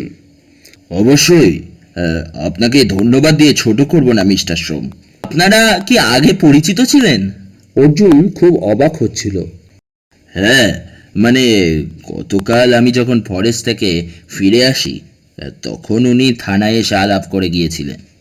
মিস্টার আহমেদ বললেন। থানার বাইরে এসে অর্জুন অভিমানে ফেটে পড়ল। অমলদা, আপনি মিস্টার পুরী নামে আমাদের ফলো করছেন, অথচ একবারও জানতে দেননি কেন? অমলসোম অর্জুনের কাঁধে হাত রাখলেন। তুমি শিলিগুড়িতে রওনা হওয়ার পর নন্দিনীর বাবার আর একটা টেলিগ্রাম পাই। তিনি বিপদের গন্ধ পেয়েছিলেন। তাই ভাবলাম তোমাদের সঙ্গে থাকি। চলি। ভালো কাজ করেছ। তবে এখনই তোমার ফরেস্ট বাংলোতে ফিরে যাওয়া উচিত। নন্দিনীকে আমি সেখানে আগেই পাঠিয়ে দিয়েছি। এবার নিশ্চিন্তে ওদের দার্জিলিংটা ঘুরিয়ে দেখাও। অমলদা গম্ভীর পায়ে গাড়িতে উঠলেন। অর্জুন ঠোঁট কামড়ালো। তার সব আছে, শুধু আরেকটু অভিজ্ঞতা দরকার অমলদার মতো।